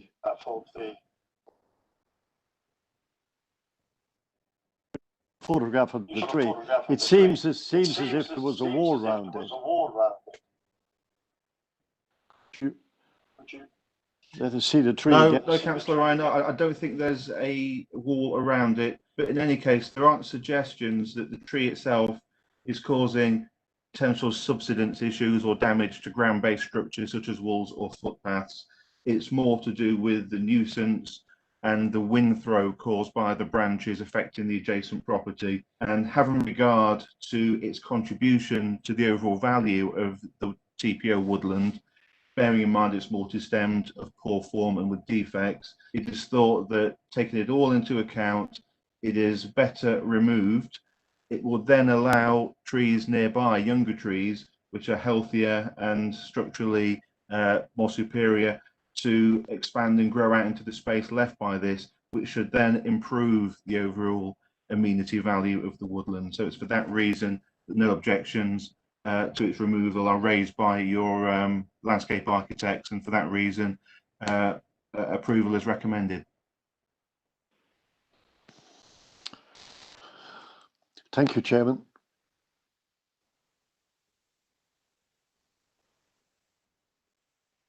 I don't see anyone else wanting to speak or put their hand up. So unless there's an objection, I propose we vote on this, please.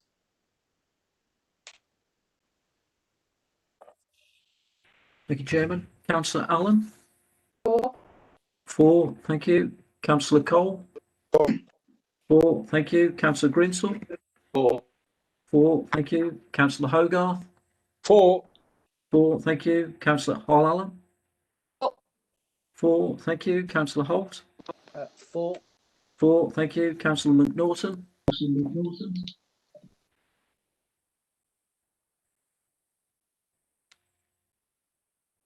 Councillor McNaughton? Yeah, that was 4.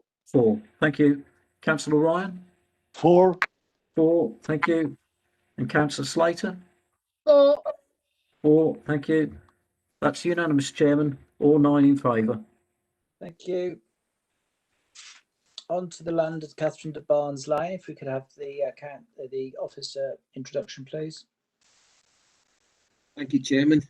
This application seeks the demolition of the existing clubhouse and reconstruction of a new clubhouse, including the provision of a new all-weather pitch and reconfigured playing pitches, including access improvements to the Gaelic Association facility at Catherine de Barnes Lane.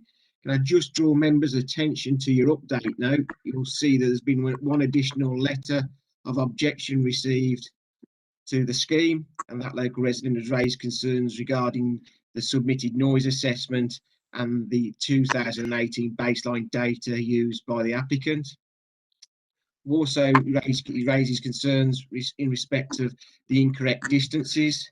You'll see in the update note we've provided a extract from the ordinance from the site layout plan and put the distances on to the site from the site boundary and the property forewinds to the ball netting facility at the rear of the pitch, and that indicates a distance from the north facing elevation of 141 metres and a distance of 122 metres from the corner of the garden. We've also set out in the update note the response that the examining authority, in looking at the development consent order scheme, said about the legacy scheme for members' information. And you'll see that following the printing of the agenda papers, we reviewed the conditions with the applicant because we hadn't had a chance to agree those, and that is a requirement of the regulations to agree the pre-commencement conditions. And we've set out in Appendix A some changes to the wording of those conditions, which merge some of the conditions that were and remove some of those that were duplicated through other conditions that were presented on that, and those are set out in Appendix A of your papers. Thank you. So if we can just go through the presentation, can I have the next slide, please? So this is the site layout for the location plan, which shows the boundary to the site in red. Next slide, please. So this is the existing aerial photograph. You can see the existing clubhouse on the top part of the aerial photograph with its access that currently comes from Catherine de Barnes Lane. You can see the two pitches there adjacent to it, and then there's a third pitch further south where you can see with the like an L-shaped facility where additional cars are parked for that additional pitch with its boundary. Next slide, please. Now this just shows with how the DCO consent will impact on the scheme. You can see the new dual carriageway road in cutting in the red will transgress one of the pitches at the WGAA facility, and therefore the proposal affects that playing pitch, and as part of the DCO scheme needed to be re-provided. You'll see that the alterations to Catherine de Barnes Lane and the new access arrangement to the clubhouse at the site. Next slide, please. So this shows what the DCO scheme has in terms of a proportionate reconfiguration of the pitches. So you can see the proposal is to provide that will keep the clubhouse in its original position, retain the pitch closest to that clubhouse, then provide two reconfigured grass pitches to the south of the existing pitch, with the new access that's provided via the DCO scheme, where the works number 13 is shown on that slide, with it for providing access along the side of the dual carriageway to the existing facility, the clubhouse and car park facility, the northern part of that site. Next slide, please. So this shows what the proposed layout is. You can see that the existing scheme, where the existing car parking area to the northern part of the site is retained, and the existing clubhouse would be demolished. That the car park at that northern part will perform an overspill car park, and that pitch below it will be then retained, with a new clubhouse and car park facility further south on the site, and then the first pitch closest to that clubhouse will be then the 3G AstroTurf pitch, and then new grass pitch on that side with the additional land take, which is that triangular piece to the left hand side of the plan. Next slide, please. This just shows in yellow what is the DCO scheme in terms of the land take, and you can see the additional areas of land required to the bottom of the plan to create the additional pitch required to deliver this legacy scheme. Next slide, please. So this shows the scheme intact. So you can see the green dotted line is where the existing boundary of the WGA is currently, which you saw on the ordnance survey or the aerial photograph of the site. You can see the new clubhouse facility, and the yellow or mustardy coloured colour shows what the defined area of the proportionate scheme to the DCO will be. And then you can see the two pitches, and the purple line is that of the DCO boundary, which has been granted consent. So you can see the triangular piece of land is the additional piece of land this scheme requires beyond that granted consent by the Secretary of State. One, to facilitate the pitch, and two, to facilitate the new drainage ditch and additional landscaping in that area. Next slide, please. This shows the clubhouse facility in terms of its elevational details. Next slide, please. Again, this shows the new ground floor plan with the improved changing room facilities, showers and refereeing accommodation with a new clubhouse in floor plan terms. Next slide, please. Again, this just shows you elevations and a section through the development. Next slide, please. These are indicative images of the new clubhouse. Next slide. And this shows the utilities in terms of the SO pipeline and the Severn Trent water main that crosses through the site in terms of that secondary pitch, which is dealt in detail within your report. Next slide, please. Now this shows us a series of photographs. This is the existing clubhouse which is proposed to be demolished, but the car parking area in front of the clubhouse would then be retained as an overspill parking area. Next slide, please. This is the southern pitch that's currently there, facing with views facing west, and then the one on the right facing south. Next slide, please. And these are pictures facing south towards Four Winds and the Birmingham's Dogs Home to the south of the application site. Next slide, please. And this is the existing main pitch on the site. Next slide.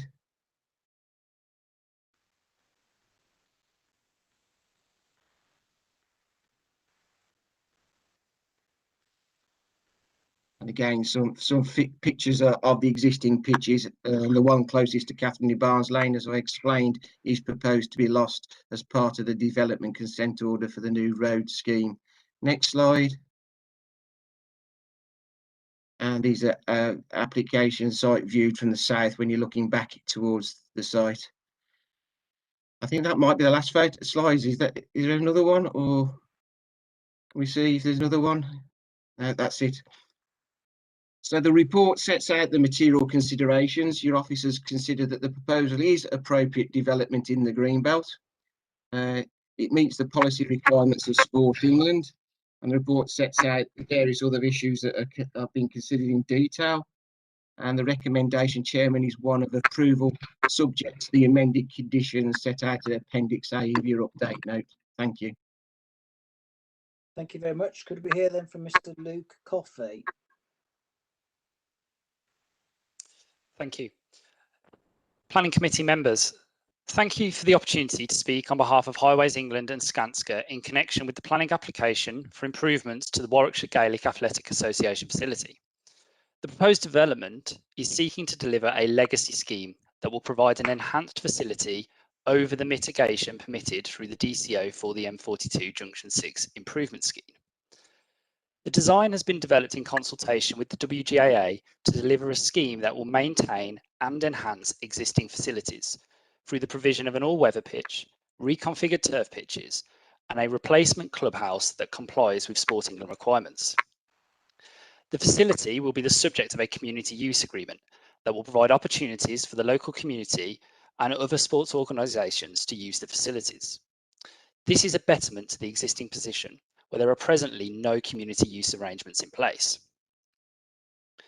The WGA is an existing facility located within the Greenbelt, and you will note from the committee report that the scheme represents an appropriate form of development within the Greenbelt. It will reconfigure the existing playing pitches and in doing so provide a new all-weather pitch that will deliver significant sporting benefits, whilst utilising only an additional 0.35 hectares over the permitted scheme within the DCO. The existing clubhouse will be demolished and replaced with an improved facility that is not a materially larger building than the one it is replacing. Overall, the scheme preserves the openness of the Greenbelt and does not conflict with the purposes of including land within the Greenbelt. The application before you has been the subject of an extensive programme of engagement with officers and Sport England, and you will see from the committee report that all matters are now resolved. Concerns were raised throughout the consultation period by Sport England, the local lead flood authority, and pollution control, and these matters have now been fully resolved following the submission of additional technical information to demonstrate policy compliance. The scheme has sought to maximise ecological mitigation on site, and you will note the position with respect to biodiversity net gain. Whilst consented separately, this development forms part of the package of works for the M42 scheme, and it is considered appropriate in this scenario that the application should be viewed in this context, with the scheme providing a 19% increase in net gain from the consented position within the DCO. The concerns of objectors with respect to the noise impact of the facility are acknowledged. However, you will note from the technical information submitted, impacts from both the clubhouse and playing pitches on sensitive receptors are acceptable and policy compliant. There is no objection from the pollution control officer, and you will see that a comprehensive suite of planning conditions are proposed to ensure an appropriate level of management and control of the facility with respect to noise impacts. The application before you fully complies with national and local planning policy, and I kindly request that you support this scheme that will result in significant improvements to the existing facility and a betterment to the mitigation scheme permitted through the DCO as part of a legacy scheme that will deliver significant community benefits. Thank you for your time. Thank you very much. Mr. Philip O'Reilly. This proposal fails to comply with policy P14, paragraph 1, 2, 6 and 7 of the local plan. At numerous meetings with Highways England and the project team since 2018, some brokered by Hampton Parish Council, noise and visual mitigation was verbally agreed, drawings promised, never materialised. The promise of an opportunity to comment on mitigation prior to submission of the application was reneged on. The application included no information on mitigation, did not reference the acoustic bund, fencing and planting agreed at one of the first meetings, and the recommendations made in the noise impact assessment were ignored. The noise data is used as out of date and inaccurate. This was also identified by Sports England in their initial response and confirmed by the applicant in their submissions. The proposal is a new major development but has been treated as a slight variation to an existing use. The proposed site is considerably larger, closer to our property, and its use will be intensified. It encroaches deeper into the green belt, with the loss of agricultural land and the unnecessary loss of habitat and hedgerow treated contrary to the MPPF and policy P10, when poorer quality land adjacent to the current site is available, and would minimise the noise and visual impact on our property. The land take has not been discussed with the owner and is outside the DCO proportionate scheme boundary. Is it even deliverable? The examining authority's DCO report stated that the legacy scheme should not give rise to any environmental impacts and forewinds, materially new or materially different from those set out in the environmental statement. An all-weather pitch, outdoor patio, practice area, deeper encroachment into the greenbelt, outside the DCO boundary are all unique to the legacy scheme. Surely they give rise to new and materially different environmental impacts and forewinds. How are the proposed conditions going to be monitored, and by whom? The all-weather pitch at Tudor Grange School had more onerous conditions, despite the nearest noise-sensitive receptor being 230 metres away on Dingle Lane. We are only 120 metres away. How can this be justified? Greater consideration must be given to our amenity, and conditions determined that will improve it by physically mitigating the impact from this proposal. Could members consider whether an informative could be added to the any consent to encourage the setting up of a working group of all interested parties, including us, to determine suitable and appropriate noise and visual mitigation so we can continue to enjoy our amenity? We ask that the following conditions are incorporated into any approval. A new noise survey and impact assessment should be undertaken. Any visual mitigation must provide effective year-round screening from day one and not rely on 10-year growth to perform its function. The development shall not be used until the agreed noise and visual mitigation has been provided. We have our future to think of, and Four Winds has been our family home for over 40 years. All we want is to be treated fairly. Thank you.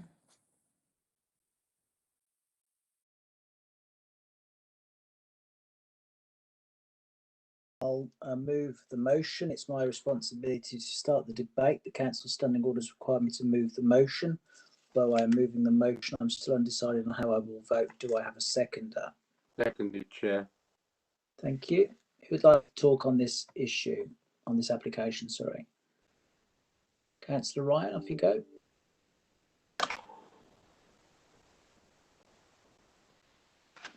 Thank you, Chairman. I have some concerns about this particular application, but let me start by saying this application would not be before us if it wasn't for the relief road. And I take the view strongly that, yes, the Warwickshire GEA needs to continue with its sporting activities.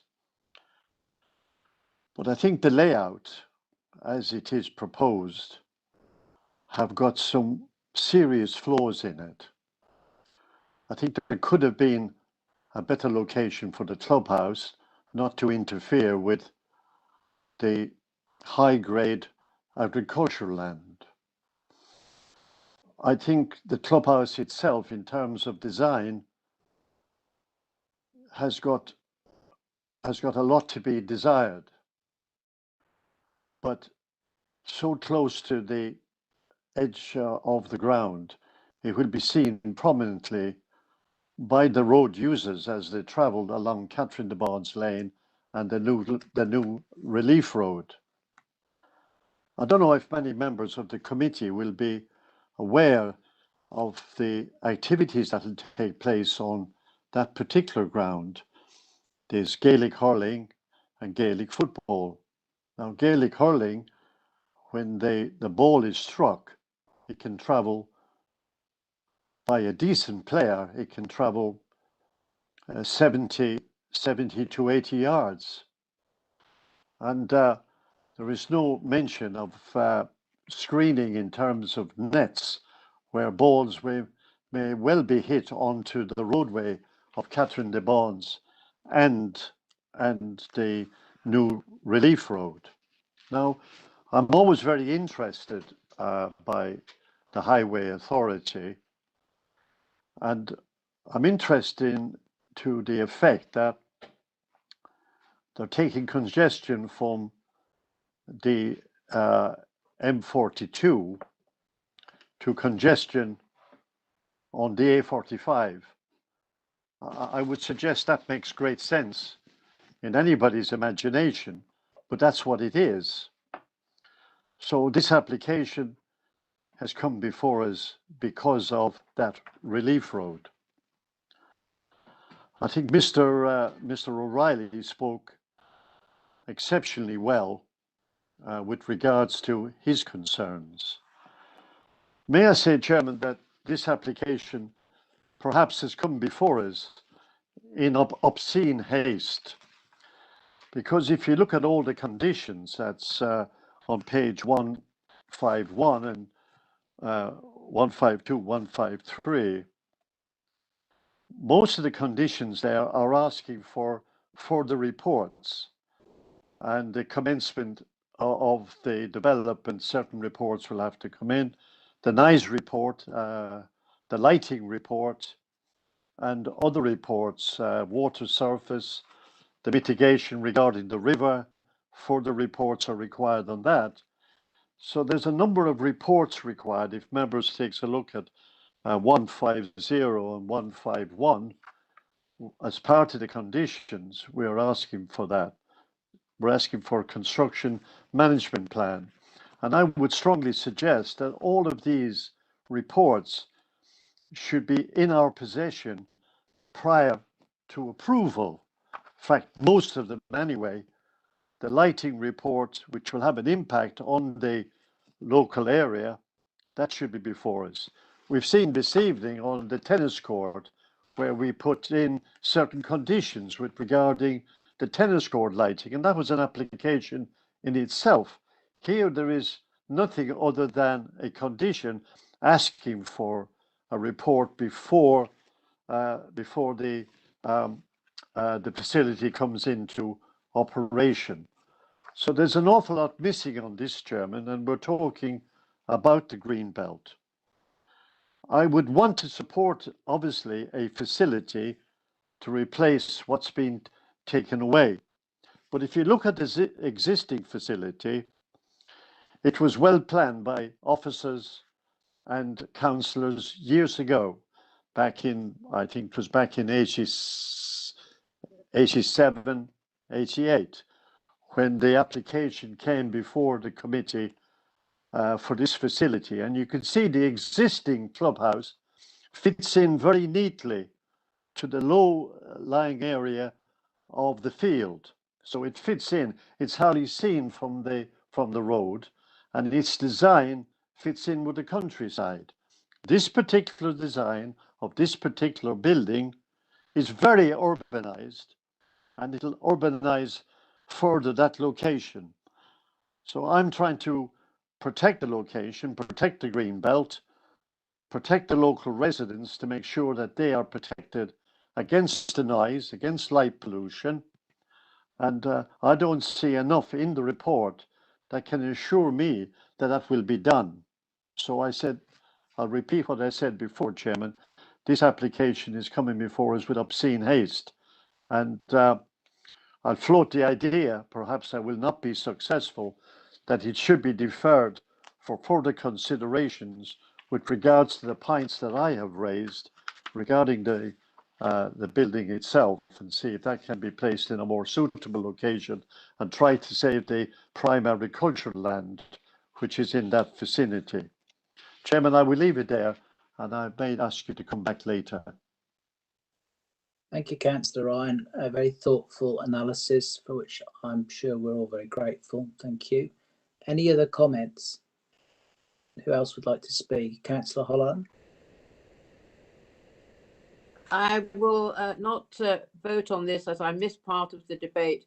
As you point out when you opened the meeting this evening, as I haven't heard the whole debate, I'm not in a position. My thing conked out. I'm sorry about it. Okay, thank you for letting us know. Councillor Grinsell? Thank you, Chairman. My hackles always go up when I read from an officer that I have a great deal of respect for, our council ecologist, who states that the ecology and biodiversity net gain has been calculated is unusual. I accept that there is a fairly long condition in terms of ecology and biodiversity net gain, and frankly, I'm a layman, so this doesn't mean a great deal to me, I have to say, and I doubt very much if many of us around this table can necessarily appreciate what that condition means. So I'd like a little bit of clarification. I was also assuming what I believe what people tell me here when they make representations. And I, like Councillor Ryan, was impressed with Mr. O'Reilly's representation.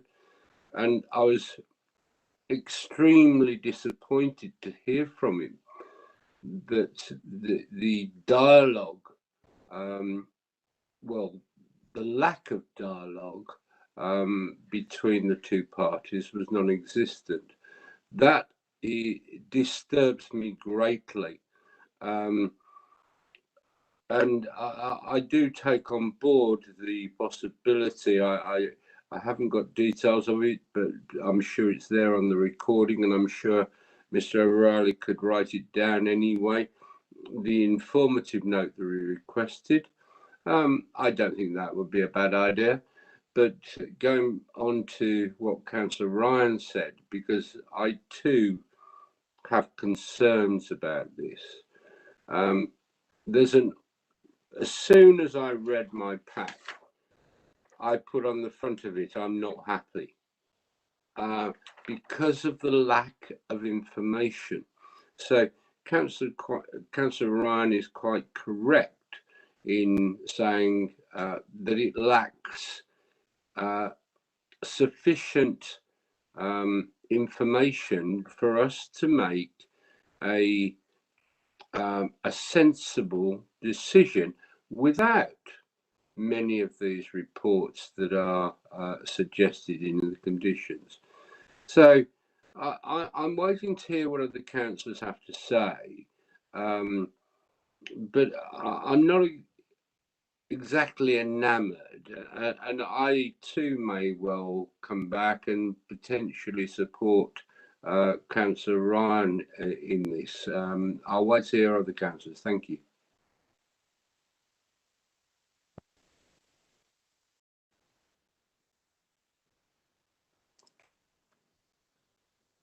Would anyone else like to speak on this? I'm interested to know whether there's a feeling that a deferral, as suggested by Councillor Ryan, would carry favour, whether we should be focusing on potentially that issue. Councillor Allen?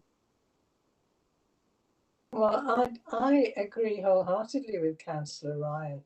My notes say encroachment on agricultural land, noise impact, and lack of reports. He covered. There's no point me going over what he's already covered because he did it so very well. But I agree entirely with him, and I think a deferment would be good because I too would not object to the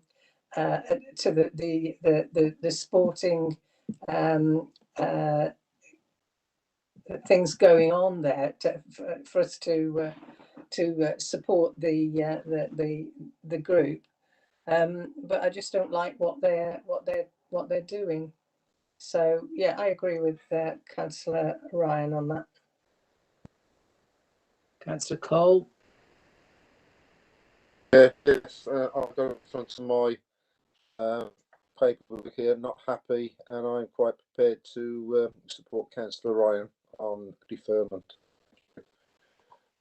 Councillor Ryan, it looks as though there's some support building in your favour. Would you like to put it as a proposal then for deferral? See if you can get a seconder.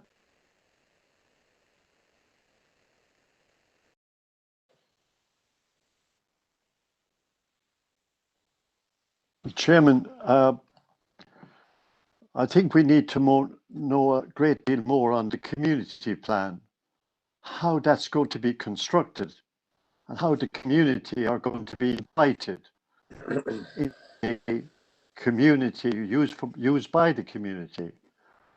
And what use will the community have? All I hear is a glib statement to say, community use, community involvement. How? How to be done? Who to involve for that? That's very important. The pitch noise management plan. There is another plan that we need to have, and we need to have reported to us how that is going to be managed, and that is to me is very important. The lighting plan, how the lightings are going to be managed, how many of them will be on the site, what time will they come on, what time will they go off. We had that recently on our previous application regarding the tennis court, which we spent some time on to make sure we get it right. Mr. O'Reilly, close by, deserves that as well, and so does the local community and the area deserve that. So I could go on and on with the kind of details that the demolition plan is required of the existing building. We also talk about a construction management plan will need to be supplied to the local authority and approved, and also approved by the local highway authority. I also mentioned the close proximity to the roads with regards to the type of sporting activity will be played. If that was a cricket pitch, then certain measures will be taken to make sure that the cricket ball doesn't interfere with the traffic as it moves up and down the road. The ball that's played in the hurling is similar to a cricket ball, and it'll go much farther than someone can actually hit a cricket ball. So there are some major issues for me. The siting of the clubhouse, if I'll use the word if, can be explored, that can be betterly cited. I would also like him to look at the design of the clubhouse. I don't think the design is very pleasing within a greenbelt location, within a countryside location. Anywhere else, I think we would be expecting far better than is being presented to us. And I'll use what I said before. This has come in obscene haste to please something. What I want to do, and I hope members will want to do, is to get it right. So a little while longer will not hurt to get this application before us in good order so that we can move forward with approval of this particular. I'm not totally against saying that there shouldn't be games on this particular location. on this particular area. I'm not saying that at all, but I'm saying the replacement has got to be put right. And this has been rushed through, and it doesn't do credit, in my view, this is my own personal view, to the local planning authority, which I remember giving this great time back in the 80s when it first came before us. Now, I don't know if Lawrence can remember that. He was a young planning officer at the time when this was being discussed. So we gave it more time, and we made sure it fitted in with the local environment and the green belt and the local countryside. So I hope that's enough, Chairman. I hope other members will have some other ideas to put in. Councillor Ryan, could you propose a deferral then and see if you can get a second? Thank you, Chairman. I would propose a deferral to bring forth the issues that I have raised, so that the committee can have a better idea, better information to make an informed decision and a mature decision on this particular application. Happy to support Councillor Ryan's proposal to for deferral based on his comments. Thank you. Okay, so Mr. Andrews and then Mr. Osborne, if you'd like to comment, please, on the proposal and seconder. Thank you, Chair. I wanted to just summarise a few points, if I may, before this members vote on a deferral, just because of the nature of this scheme and the timing within which we've considered it and the timing within which the scheme may be sort of viable to take forward, if you like. So I know Councillor Ryan has spoke very eloquently about his concerns with the scheme and the amount of information that he feels hasn't been provided or isn't available. But I think what's important to bear in mind with this scheme is that there is a fallback scheme. So a scheme has been approved already as part of the DCO approval works. That scheme is set out for you within your papers and has been highlighted within the presentation this evening. That scheme provides 2 replacement grass pitches. It retains the existing clubhouse that doesn't have any community use or anything like that. It was a scheme that Sport England objected to as part of that DCO process and raised serious concerns about in terms of the facilities it provided for the WGAA. So what you've got before you now is what we refer to as a legacy scheme, and that is a scheme that has been designed specifically to bring betterment to the facilities, to the sport, in terms of it being a local and a regional asset in terms of Gaelic sports within the area. And the report sets out for you a number of key and important local and regional and national university sporting activities that take place on that site. So this legacy scheme can provide a significant betterment in terms of a new grass pitch and a weather pitch, a new clubhouse to support that facility, and that clubhouse will have a community use agreement, and that is outlined on page 139 of your pack. It will be secured through condition as well, not too dissimilar to other similar sorts of schemes and community use arrangements that we've approved through committee previously on other sites. Has there been some haste? Yes, to a degree. I think we'd accept there has been some haste in terms of how we've looked to consider and process the application, but that is because of the benefit that it brings in terms of bringing forward this legacy scheme in accordance with the works that are undergoing on the DCO scheme as well. And there is a genuine risk, a very serious genuine risk that any form of deferment of the scheme will mean that the legacy scheme will fall away and there will be a reversion back to the original scheme. Now, it's my sort of responsibility, if you like. I know that's not necessarily something members want to hear, but it's a responsibility of officers, I think, to raise that risk with you as members as part of taking the decisions we're asking you to take this evening. So there is that genuine risk. That we could revert back to the fallback position, and some of those legacy benefits, the community use, the clubhouse, the all-weather sports pitch, etc., could be lost.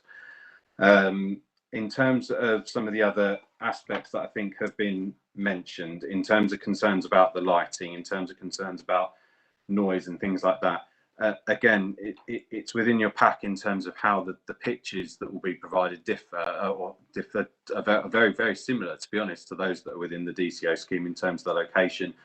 And actually, I think the distances between the pitches in the legacy scheme will actually be slightly further away from Four Winds than in the original DCO scheme. And I think that's set out within the information before you. And yes, there is a small additional area of land that would be taken to provide the legacy scheme, and that triangle again is identified on the plans that you've seen this evening. And realistically, it is that small triangle area of land that is the difference between this scheme and the original DCO scheme that is consented already. In terms of the construction management plan, was one point I know Councillor Ryan has mentioned a number of occasions. It's not unusual to have a construction management plan conditioned to a planning consent such as this. That's pretty normal practice, and that would be considered then in terms of the technical details and accuracy of that construction management plan. Some of the other issues in terms of drainage, in terms of lighting that are conditioned, again, on an application like this, it's not unusual to have that level of detail conditioned. It's not out of keeping with the legislation or national guidance on terms of applications such as this. And as part of the consultation process we've undertaken on the applications, our expert consultees in terms of our drainage engineers, etc., wouldn't be recommending approval subject to conditions if they had any level of concern that that wasn't an appropriate mechanism to help manage any issues that might arise on this site.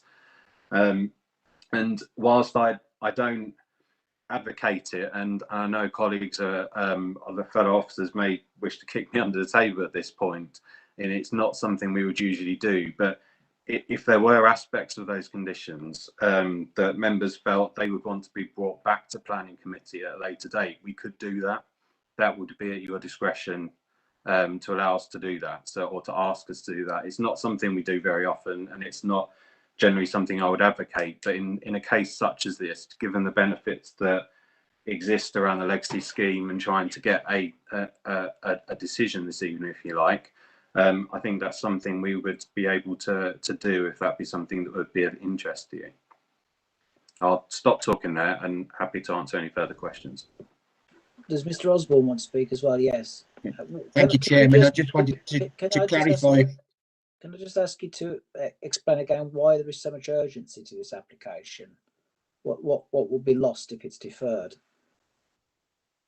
Well, I can answer. I'll start with that because Mark might want to assist me. But the urgency required by the application is it's down to the timing of the construction of the road and the works that are necessary to deliver that as part of the ongoing works programme to deliver the new road to it. So there is a critical timeline where effectively the new re-provision of pitches on the site need to be done within this springtime to allow the grass to set, etc., and various other bits and pieces, so that the club can then get back onto the pitch.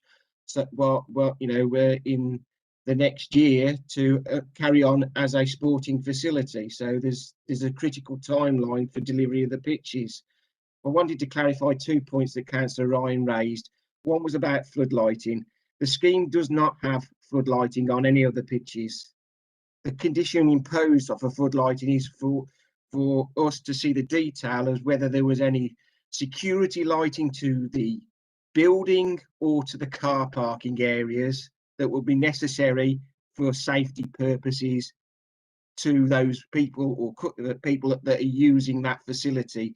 So it was control the detail, so you kept the light levels down to the absolute minimum necessary to just make sure the building was safe, secure, and the car parking appropriately lit. The pitches are not lit. There's no application for floodlighting on any of those pitches. That's just to make that point clear. The other point about the backstop nets, the layout plan shows backstop nets for the hurling or whatever game that is being played behind those pitches. So there are proposals, well, there is on the scheme proposals in line to provide those safety assurances behind the goals to those pitches, so the balls don't or go beyond the perimeter of the site to provide the necessary safety barriers that are required. So they are included within the scheme. There is a line, you can see them on the plan that's shown on the layout plan. If you want to see it again, I can bring it back up for you. So there is those necessary facilities. And just to agree with Mark, what the conditions are there to do is to bring the necessary detail forward from statutory consultees in terms of drainage, in terms of public protection, to ensure the noise mitigation.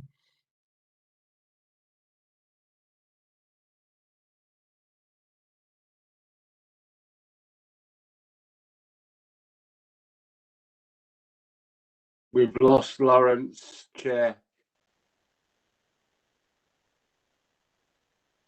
Yes, not quite sure what to do there, really. Do you think we should allow him to rejoin us? I think probably some questions, if contact could be made with him. Well, I was just going to come back in, Chair, if you with your permission. By all means, please. We have a proposal for deferment, and we have a seconded proposal for deferment. I accept what our officers are saying, but I cannot see for the life of me why some of the answers that Councillor Ryan has asked for, that I support, cannot be forthcoming within a reasonable time scale, so that doesn't delay. I'm feeling as though our officers are being protective of their own scenarios. So I'm not happy. You've got a proposal in front of you. It's seconded proposal for deferment. If you want to have a 10-minute adjournment to wait for Mr. Osborne, but I just see officers being a bit defensive at the moment, Chair. I see Mr. Osborne's back on stream. You went quiet, Mr. Osborne. Your signal failed for a period of time. I don't know whether you want to just, if you can sum up your comments, and then I'll allow Councillor Ryan to confirm whether he wants to continue with his request for a deferral. If he does, I think we then move to a vote on the deferral. Mr. Osborne? Yeah, thank you, Chairman. I do apologise. I did lose the internet connection. So all I was going to say is the conditions that are proposed in there provide the safety mechanisms your officers believe to ensure that the scheme doesn't cause any adverse harm to the amenities of neighbours, and deliver a legacy scheme that was envisaged for the WGAA. And I just ask members to bear that in mind in coming to their deliberations on the matter. Thank you. So, Councillor Ryan, I don't think we need to go into any further debate about the issues. I think they've been carefully set out. Do you continue with your request, your motion for an adjournment? Is that something you maintaining? Yes, after that? Deferral, not adjournment, Chair, sorry.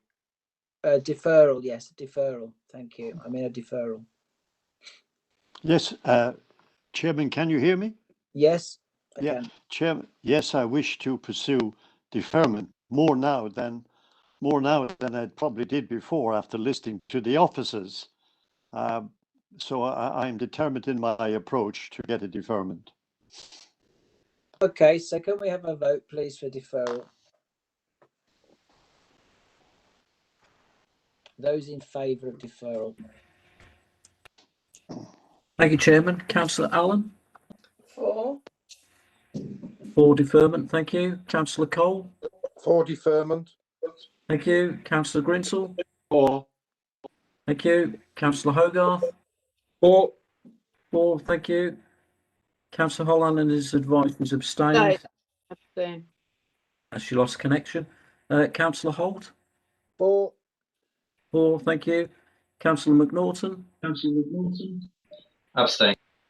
Abstain, okay, thank you. Councillor Ryan? For. For, thank you. And Councillor Slater? For. For, thank you.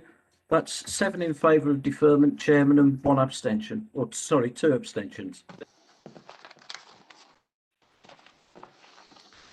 I presume that's concluded that item. We don't need to deal with it other than by way of the deferral vote.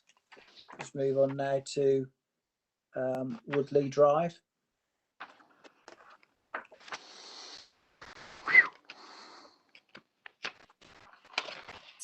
Sorry, Chair, I can just ask reasons for deferment. I know it's further information and I know some things were pointed out, but can we just have it for the record exactly all the list for the officers' sake, so that when they come back they can bring back exactly the information that is required. Thank you.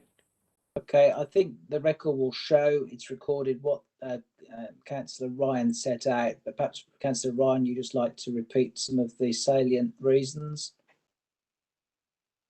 It was the siting of the clubhouse to see if the best position to safeguard the prime agricultural land, the design of the clubhouse, if that can be improved, the lighting, although Lawrence mentioned about the clubhouse and the lighting. Yes, we need to know more about that. We need to know more about the noise. The noise surveys is incomplete. So there's a whole raft of things there that I mentioned, Chairman, without taking your time going through them all again. And they have been noted, I'm sure, and that is the reasons for my deferment. Thank you, Councillor Ryan. Okay, you're content with that. So we'll move on now, please, to Woodley Drive in Solihull.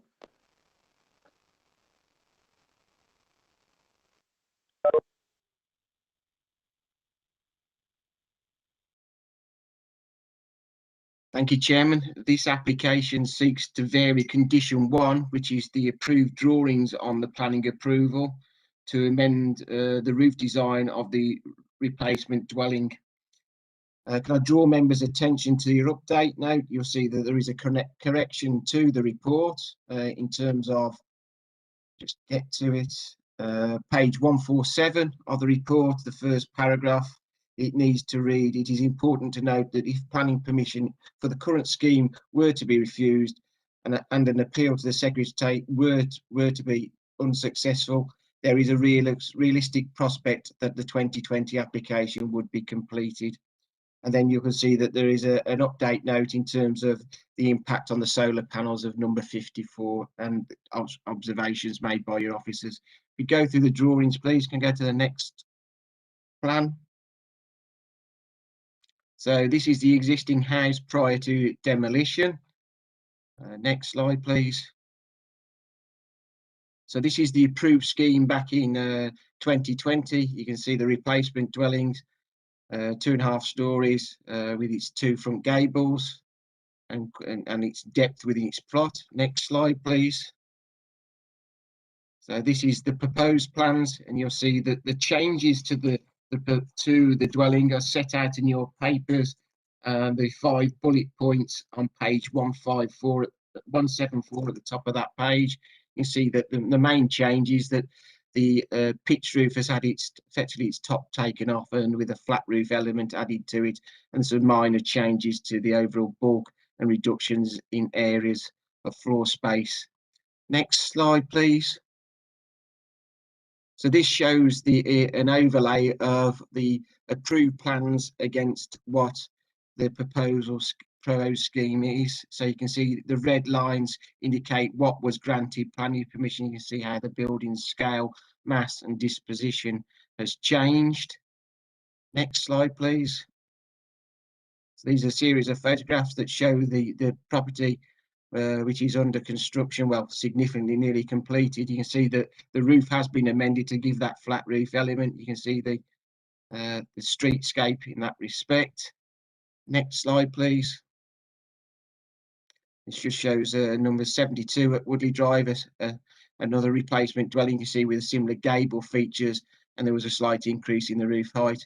You see that how number 52 Woodley Drive sits within its own street scene. Next slide, please. Again, just some wider street scenes of the variety of styles of housings on Woodley Drive. Next slide. And this is just to the rear of the site. You can see how the building sits within the rear of the site with its neighbours and the landscape features within the gardens of those sites. I think that's the last slide. Can you just check if there's another one? That's it. So the report sets out the material considerations in respect to the application, and the recommendation, Chairman, is one of approval of the scheme to you.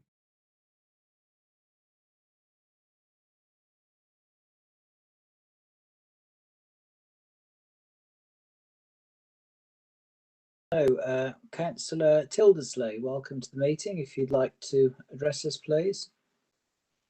Well, Chairman, members, I speak against this application, and there is a fundamental issue at stake here in this application. Planning permission was granted, as you've heard, to build a replacement dwelling at 52 Woodley Drive back on the 22nd of July 2020. That replacement dwelling was then built. However, it was built in contravention of the original planning permission. Thankfully, a number of the neighbours spotted the issue and brought it to the attention of the planning department. And in fairness to the planning officers, they have now commenced enforcement measures, part of which, of course, is to submit this planning application, which is in front of you this evening. What we now have is a situation which I do not think has occurred in the St Alfred ward during my 14 years as a councillor. A developer has submitted a planning application for what was a very large new build. The developer was successful in that application and then accordingly built the new property. During that build process, it became apparent to the neighbours that the build was actually larger than the agreed planning permission. Under the permission granted last year, it appears that the maximum height of the building would be 8.7 metres. The developer then built the new property to a height of 9.4 metres.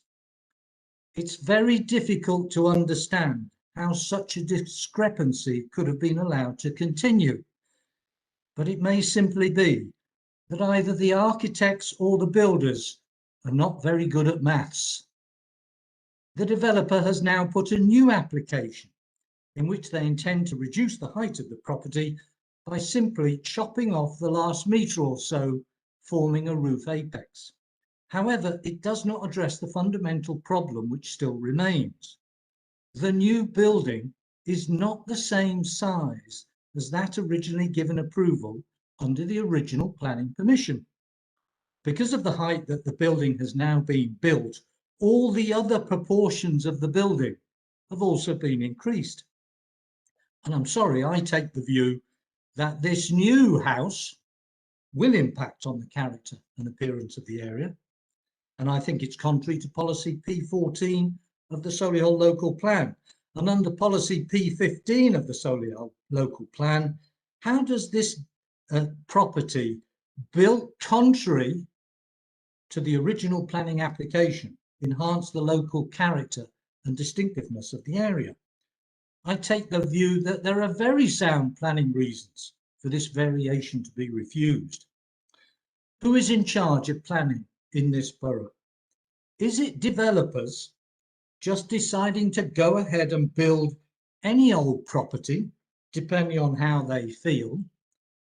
Planning permission is just a guide. Members, please assert your authority in this case. I say the situation is simple and straightforward. Planning permission had been granted for a new build at this location. The developer should be told, the fault is yours and no one else's. Please refuse this application and tell the developer to build the house they originally had planning permission to develop.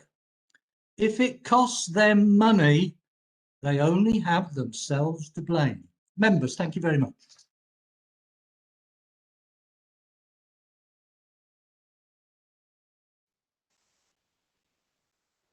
So if we could then hear from Mr. Jeremy Bungie, I think. Bungie, yes. Thank you very much, and thank you for giving me the chance to speak. I have read the planning officer's report and their recommendation to approve with the conclusion that the building meets the previous planning approval and through implication accords with planning policy P15. I challenge this recommendation on the basis that the original consent was actually obtained through provision of false information and deliberate misrepresentation to both residents and planning committee, and therefore any presumption that this development meets planning policy is incorrect. The original planning application deliberately overstated the heights of the surrounding properties. And if you looked at those diagrams that were just shown, you can see the properties were overstated. The surrounding properties were overstated. This overstatement gave the impression that the new building would be in keeping with the streetscape and meet policy P15. We, as residents, took comfort from the fact that scale drawings were provided as part of the planning process by a REBA-registered firm of architects who have a professional duty of care, and we falsely believed such professional firm would not provide misleading information to a formal public committee. As a result of this misleading information, no residents objected to the original plans. The developer subsequently admitted that these original plans were wrong, and the height of the surrounding buildings were overstated to make his building look to be in context with the neighbouring properties. I submitted two pictures. They were the last two pictures you saw on the presentation, and they clearly show how number 52 dominates the streetscape, overshadowing other buildings with scale and massing not in keeping with the surrounding built environment. This does not therefore meet planning policy P15. It is further evidenced by the objections from 19 local residents. 19 people took time out of their day to object to the build. Passers-by often comment, how on earth did that get through planning? Well, it didn't, because what you were told, it was not what was built. You were lied to, you were misled. Please note that the developer then built number 52, as Joe has pointed out, to be even larger than the original misleading plans. They then adjusted the height by slicing off the apex. Based on the developer's measurements, number 52 is still 17% higher than number 54. And whilst the developers chopped off the apex, they have not addressed the additional scale or massing of the building, which was built to be 27% higher than number 54. The planning officer report refers to number 72 Woodley Drive as an example of a similar sized property in the street. But based on the plan submitted, number 72 was built to approximately 8 meters tall, which is approximately 10% lower than number 52. Furthermore, number 72 has a roof line that inclines away from the neighbouring buildings at the rear. This is not the case with number 52. In conclusion, the developer has sought to profit from misleading residents and the committee by providing false information in the original planning application. If this is allowed, it will undermine the integrity of this committee and set a precedent for others to follow. I urge the committee to assert their authority, reject the application and revoke the original planning application, setting a clear message to future developers and that the committee will not be undermined. Thank you for your time.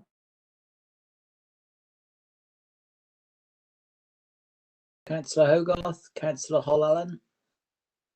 Thank you, Chairman. First, a question, because I'm not quite sure. Excuse me, Chairman, there's yeah, there's a statement to be read out on behalf of Mr. Mike Cox. Yeah, I'm sorry, I've jumped the gun here. We'll have to go back to Mr. Cox, who is to support this application. I do apologise, Mr. Cox. You've got 3 minutes to address the committee. If you'd like to do so, please.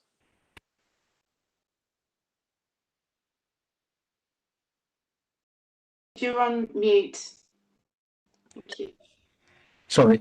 Yeah, Mr. Cox can't be with us this evening, but has provided a statement which reads, our client has requested that we write in an attempt to explain in simple terms how the ridge height discrepancies have been brought about, which create a ridge height 633 millimetres higher than approved on the original application.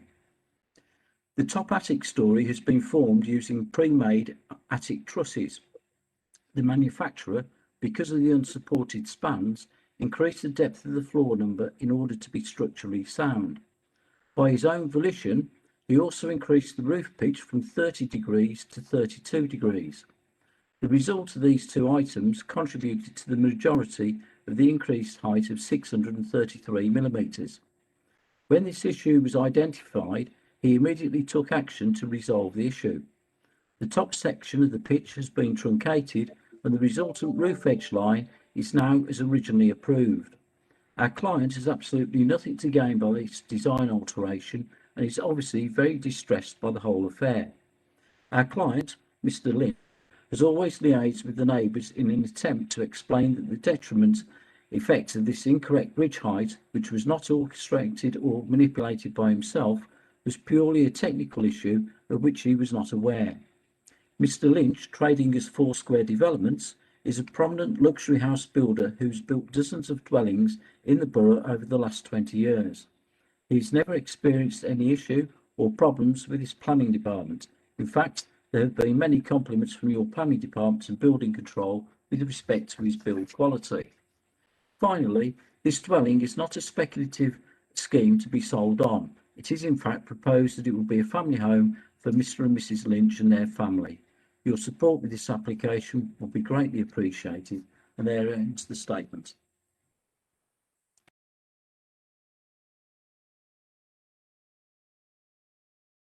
I'll move the motion. It's my responsibility to start the debate. The Council Standing Orders require me to move the motion. Although I'm moving the motion, I'm still undecided on how I will vote. Do I have a seconder? Seconded, Chair. Thank you. Councillor Hogarth and then Councillor Hull-Allen, please. Thank you, Chairman. First of all, a question. Did this go to Planning Committee or officer's decision when it was originally decided? Whilst I carry on, someone might be able to give me the answer. I live in around about 400 yards from the actual property concerned and walk around there onto the common and the open space on a regular basis, almost daily. And I have to say, I was shocked when I saw this particular property being built and its eventual height. I have to also say that certainly the flat section in the middle is an improvement and has taken some of the height out of the building. But in all honesty, I believe it swamps the site that's now being built there. And when you also view it not only from the front on the highway, when you view it from the rear across the open space, it really stands out way above the other properties. One is a normal detached house and the other one is more of a bungalow. So it does swamp the location. I'm not saying that the person should have it knocked down and rebuild, but I do think that we need to make it perfectly clear to the developers in this borough of Solihull that you just can't blatantly abuse the decision that has been made by the planning authority or its members and do what you feel as though you want to do without any course of reaction to the problem. I sometimes believe that when a person who has a small job done to their property they've built a wall that is an extra brick or two high, and we take really drastic action against them. And I know that from experience. So really and truly, a developer such as this needs to be made sure that you don't make these sort of errors or blatantly abuse the situation. So, Mr. Chairman, I think we need to give him a good warning, but I don't think I could go along finally to remove the building on site. Thank you.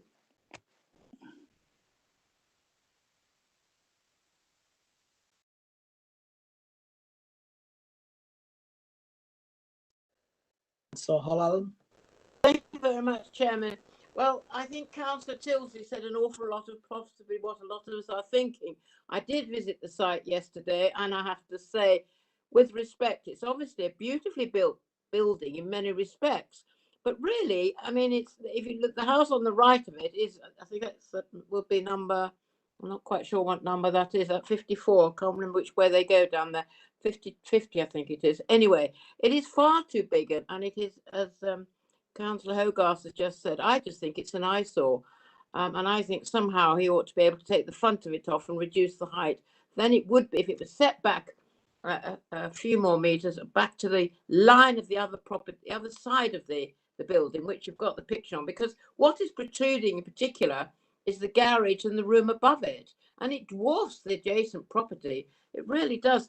And I agree. I know that, as our officers told us, further up the road, I think it was 72. In fact, I did drive up and round to see if there had been other big houses. And there are indeed more than, some very large houses down this road. And we are getting this rather a lot. But it is offensive when builders buy such as this, and we're being told that he has developed or helped develop properties all over the borough very nicely. Well, if this isn't nice at all, I feel like Councillor Hogarth, it's a difficult one, but I just think they're holding us to ransom a bit, these developers, and it's just not fair to make it difficult for us as planners when we've tried to give a lot of extensions. We're doing it all the time now. A couple of earlier on, I think, this evening. Yes, you can see it now. That left-hand side part isn't too bad, but it's the building on the right. You can see how far forward it's coming, and it's much. It's about a good metre, if not more, where the garage is coming in front of the property on the right-hand side. I'm not. It's difficult this one. And Councillor Joe Tilsley, of course, said an awful lot, and I perhaps better not just repeat it, but he is right. We're being taken a little bit for a ride at times, Chairman, and I don't know how we can stop it, but I certainly wouldn't like to. I'm very unhappy about this anyway, Chairman. Thank you. Can't turn myself off. Councillor McNaughton. I think Councillor Grinsell was long before me. If you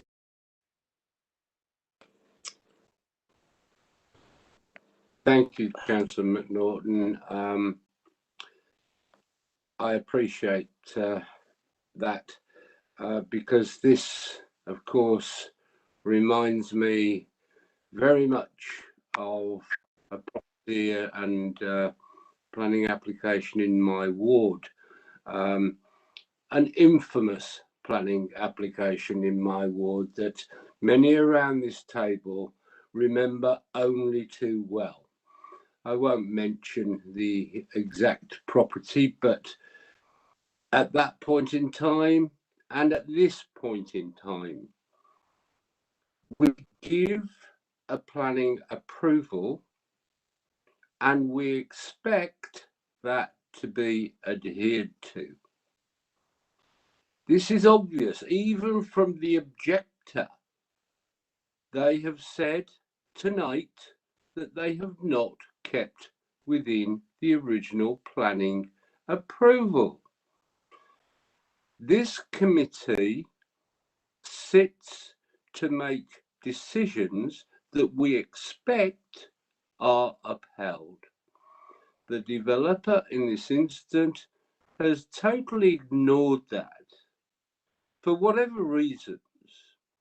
I'd like to refer to Mr. Bungay, and thank you, Mr. Bungay, for what you said. And I'm in agreement with much of it. Certainly, I will be voting to reject the application before us, but I don't think we are in a position, as you suggested, to revoke the previous planning application because that was approved. Full stop. Councillor Tilsley, as ever, is very eloquent in his views, and I support those views. We have to make a stance because otherwise developers will just build whatever they think they can get away with, and we have to stop that. I will be voting full square against this application. Thank you, Chair.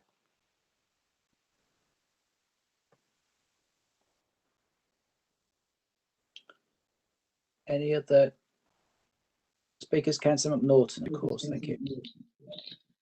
Yeah, thank you. I mean, it's not an easy one, really, and I think it's a question of proportionality that we've got to come down to. The question we need to answer is, is it more important to send a message to developers, as we've heard, which I think is an important message to send, or is it more important to, well, I mean, my assessment of this and from reading the papers is that the actual difference in impact between the original scheme and what is proposed here is minor. And I've had a good look at the update note 2 for the solar panel impact, and I think that's minor. So I am a bit torn. We've heard calls for the original application to be withdrawn, which we have no power to do. We've heard lots of opinions on what's wrong with or should be changed about the original application. Again, we have no power to do that. All we can decide is, do we accept this new proposal and ensure that takes place as it should do, or do we require quite substantial works that will have potentially a negligible impact compared with what we could approve tonight? I'm not saying that's an easy decision. I think I'm leaning towards approval, but I am torn, and I'm not saying that's a straightforward decision.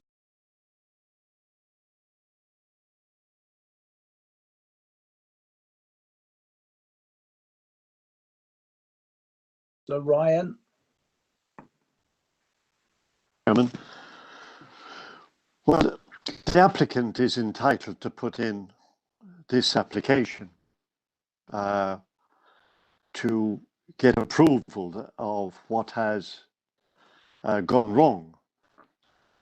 And they're entitled to do that, and we're entitled then to judge it on its merits, and we judge it individually.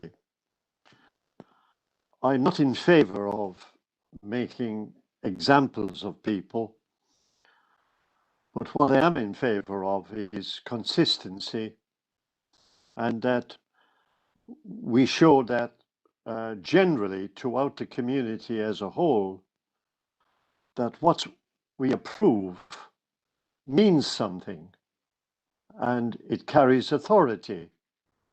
And this is what we would expect the builder, the developer to adhere to.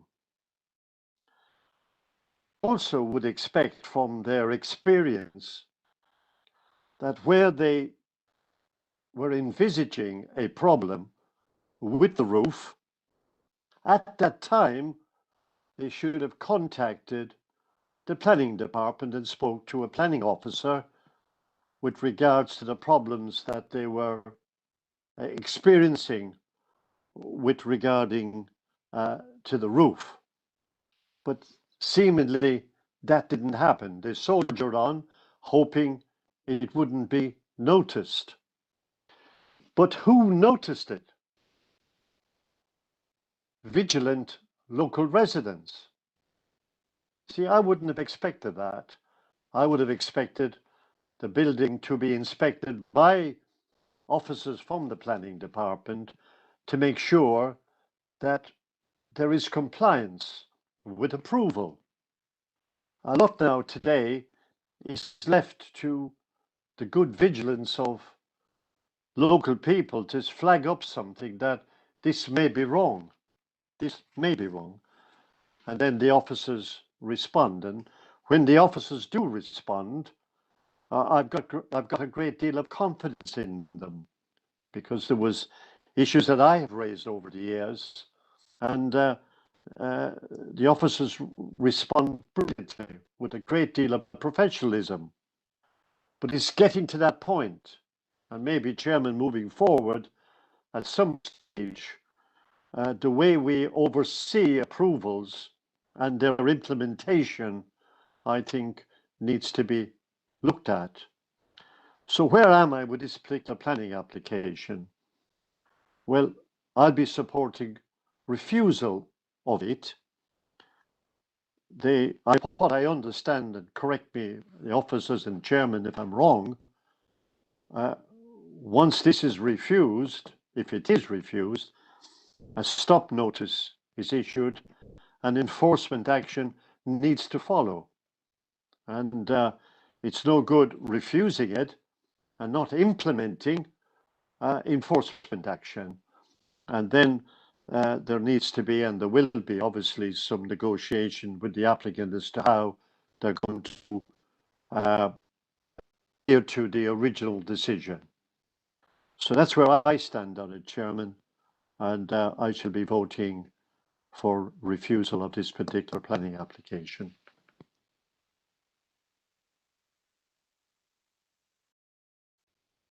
Thank you, Chairman. Thank you very much, Councillor Ryan. I think that the planning process and the whole legal system depends upon the trust and confidence in members of the public to do what they're supposed to do. Not to be found out and caught out, but to do what they're supposed to do. Our system relies upon a lot of goodwill.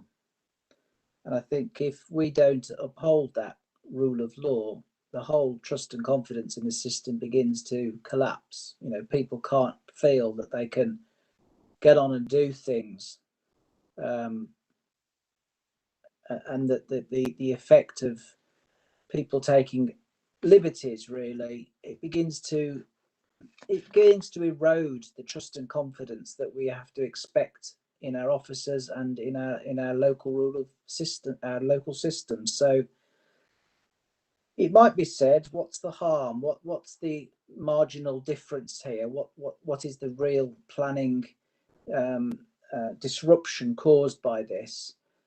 And I think it's certainly a larger building. It obviously offends the street scene in terms of its proportionality.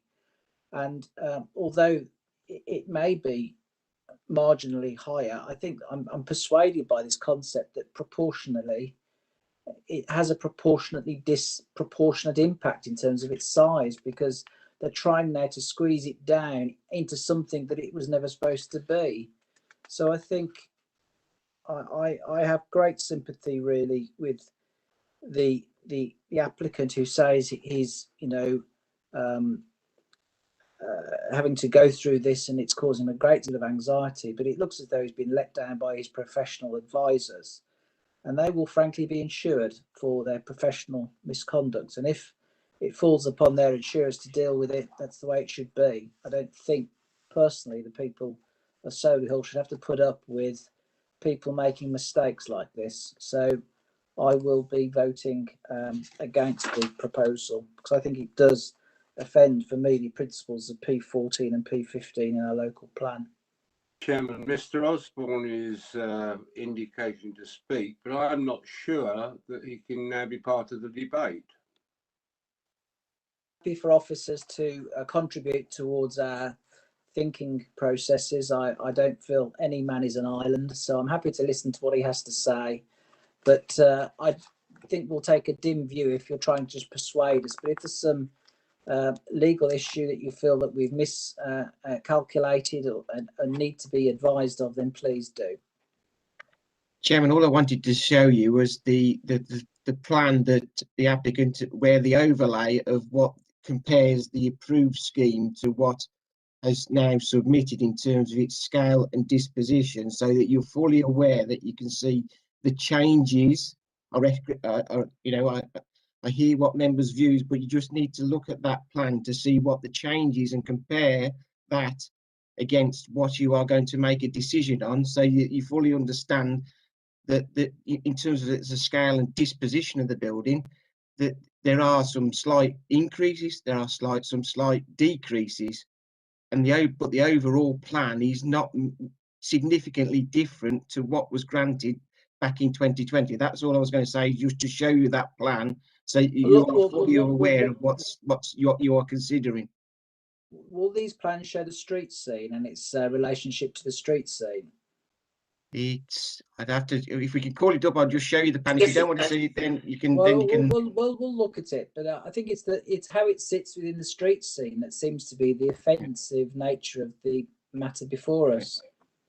So if you can just scale through the next one, that's the plan I wanted to show you. In terms of what is highlighted in red is what that has planning permission now, i.e. in 2020.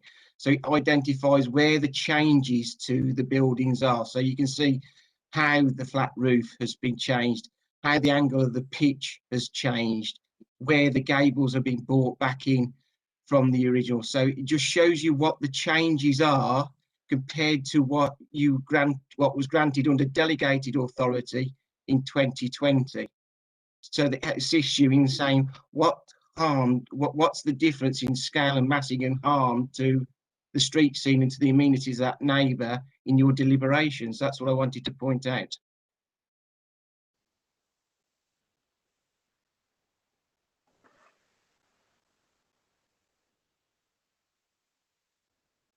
Speaker said though that the officers were misled about the neighbouring property's size. I have to accept that the original what was granted permission originally was not accurate, and he made the correct that's points. a very important point, isn't it? If the neighbouring properties were misleadingly represented as larger, then the proportionality is skewed significantly, and no doubt officers would have had a different view potentially if they'd have known that the neighbouring properties were correctly stated. Sorry, can I just interrupt here, please? The permission before us is the extant planning permission, and how we arrived at that, although it may have been misleading or whatever the issues were, it is the extant planning permission. So at any subsequent appeal or anything, that's the permission that's going to be looked at, and not how we arrived at that decision, because it hasn't been revoked. So the comparison needs to be drawn between the extant planning permission and the proposal that Lawrence has just been describing now. Just wanted to clarify that before we go into more detail about that. Thank you.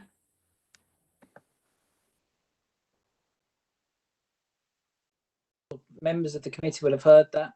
The planning permission is extant, and Mr. Osborne invites us to consider these plans and say to us what is the difference. I don't know how the committee want to proceed. I don't know if you want to further discuss it. Councillor Holland, you're waving at me. Well, a point of explanation, if you'd explain it to me, please, Mr. Osborne. You are pointing out with that what we've just looked at. Unfortunately, you can't look at both. And oh my goodness, I wish we were on the bus, then we could have all had a look at it. Because I'm sure Kirsty Hogarth feels like me. If you've been around and seen it, believe you me, I'm sorry to the designer of it. It is an eyesore.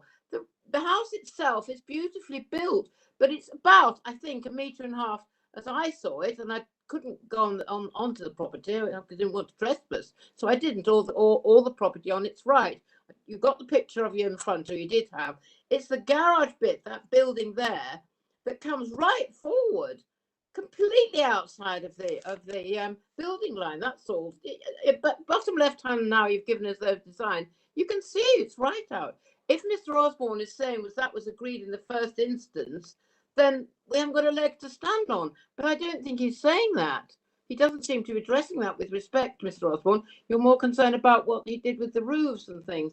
But if that building, as I say, and I don't know if Councillor Hogarth agrees with it, and Councillor Tilsley, of course, has already spoken, but it's coming right out. Thank you. Try and turn myself off now. Thank you, Diana. Well, if I can just show, if you just look at the ground floor proposed plan on the bottom left, yeah, you see that the footprint is slightly, well, the extant planning permission is highlighted in red. Therefore, the garage has shrunk slightly from what it was previously. So yes, the garage, that front projection was part of the original planning permission. Therefore, what I'm asking you to consider is what the footprint, the scale and mass that has been granted planning permission, which is the fallback position, against what he is applying now to, to what harm does that cause in terms of the character and appearance of the street scene and to the neighbours and amenities, neighbours' amenity, when you consider what has been granted and is the fallback position.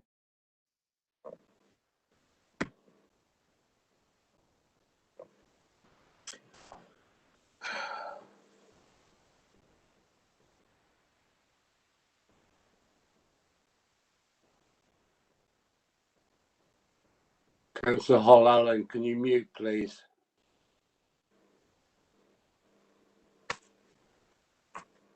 Chairman. Hogarth, yes. Thank you. I haven't had an answer to the question. Did the committee approve this originally, or was it an officer's decision? I have to say that although I've been very critical of this particular application, I do believe that the roof, now that it has got that flat section, has taken the severity off the height, and that is an improvement. It does look very bulky on the front, as Councillor Hall-Allen has said, and whether there can be some slight reduction to the fascia part downstairs on the ground, it might just be acceptable. They have altered the roof line. I think that is acceptable, to be perfectly honest. But it still needs, I think, some remedial work to soften that building, that how it stands at the present time, because it does stand out, unfortunately, like a sore thumb on Woodley Drive. It's also very, very close to the house on the left-hand side. They wouldn't be able to get a ladder up the side. So, I mean, I think they've been blatantly abusive of the agreement that was made. And but I wouldn't really, as I said earlier, want to see it being demolished, because on the, I can't remember where it is now, off the M42 going towards Ulster, on the bypass there are about 5 houses that were built on the site there about 10 years ago. They look very impressive, or they do in a distance, but something went wrong and they've been let to rot on that site. And I'd hate to see suddenly that this site is suddenly left, and it's just left and nothing happens, and all you've got is a shell of a building. I think you've got to be very, very careful on how this is dealt with. I think we need to draw this really to a close. I think Mr. Osborne's plans have been quite helpful in indicating what the original position was. We need to decide, I suppose, what to do. I don't know whether there's a view here that we want to defer it to allow some further discussion with regard to modifications along the lines of Councillor Hogarth's position, or whether we're just going to go for a vote in terms of either approving it or voting against it. I'm really in the committee's hands as to how you want to approach it, really. I don't hear anyone proposing a deferral, so on that basis, maybe we should just move to a vote and deal with it. Agreed? No objections? Thumbs up from Councillor Cole, Councillor Hall-Allen, Councillor Allen, Slater, yes. We're not doing too bad. It's 9:10. It could be a lot worse. So we'll go to a vote, please. Thank you, Chairman. Councillor Allen? Abstain. Abstain, thank you. Councillor Cole? Against. Against, thank you. Councillor Grinsell? Against. Against, thank you. Councillor Hogarth? I regret to say abstain. I don't agree with abstaining, but I've got no choice. Thank you. Thank you. Councillor Hall-Allen? Abstain. Abstain, thank you. Councillor Holt?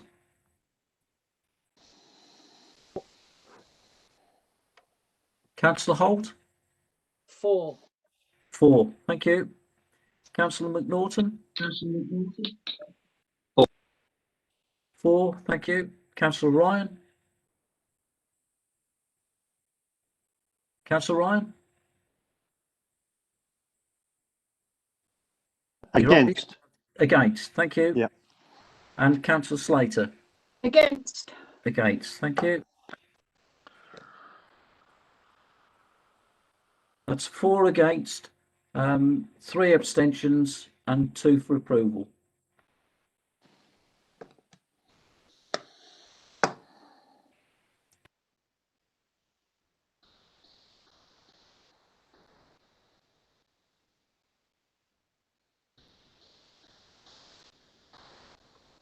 I presume on that basis that the matter is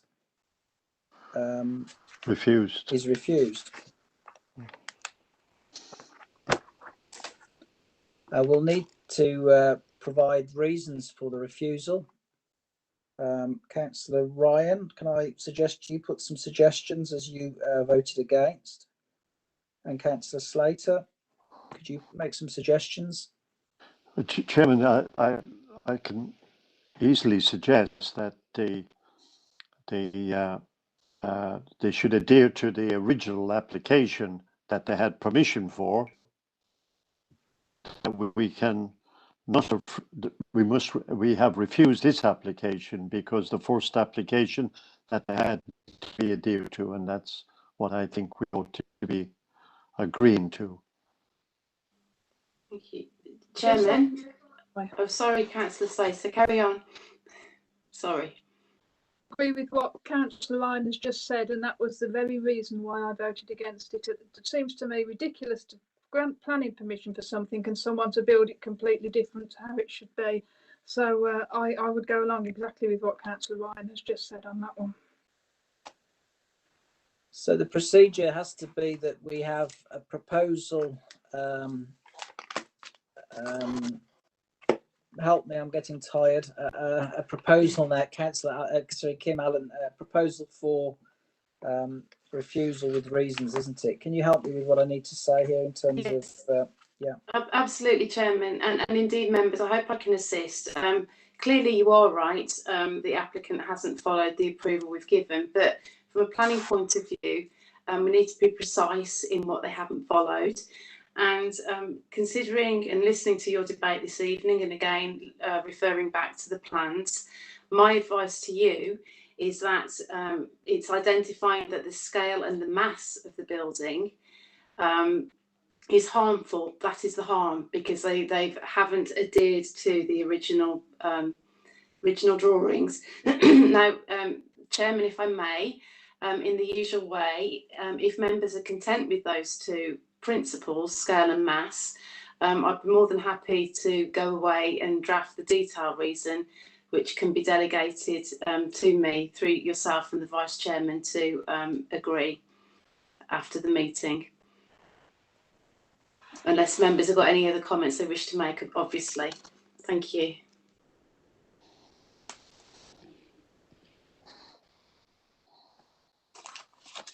Presume we're happy to agree that the precise reasons will be produced by myself in conjunction with the Vice Chairman, and we're happy to delegate that task. And do you want us to vote on that as a specific proposal now? I would propose that, Chairman, what you've just mentioned. So it's proposed that the matter will be set out in detail by delegation from myself in conjunction with the Vice Chairman, with the reasons for refusal to be given in that way. But again, Chairman, sorry to interrupt, but the reasons are scale and mass. That is what, as a committee, you have identified as the harm. So it's scale and mass that be worked up into a reason. Scale and mass. Adhering to the original plan. Yeah.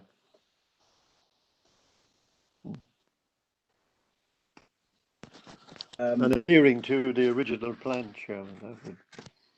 Chair, I butt in with your permission. Please. Just thinking out loud, I suppose, but doesn't it also contravene the streetscape and continuity of the streetscape? I'm talking out loud, and it's just a thought. It's a policy that you're looking for, isn't it? Yeah.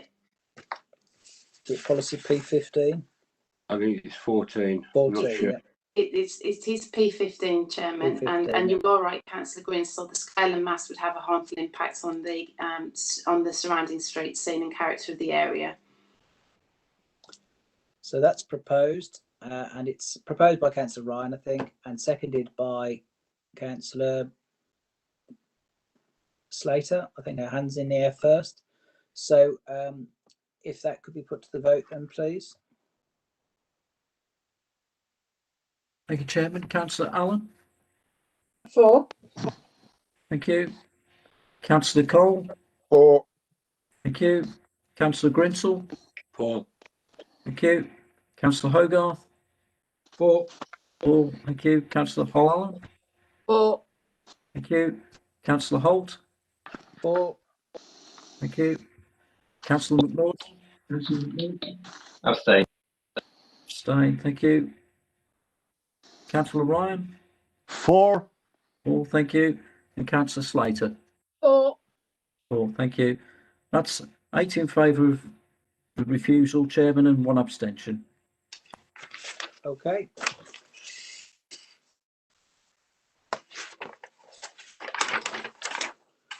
Thank you for that. So we've got some appeal decisions and delegated decisions at item 21 and 22.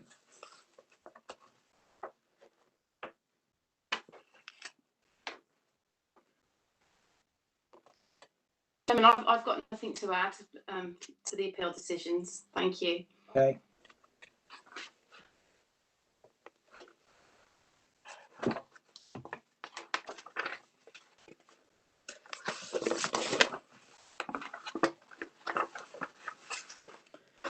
No further comment then. I think we're probably concluded, are we? Thank you for your attendance and for your thoughts.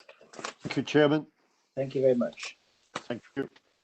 Thank you all. Good night. Hi, everybody. Night. Thank you. Right. Goodbye.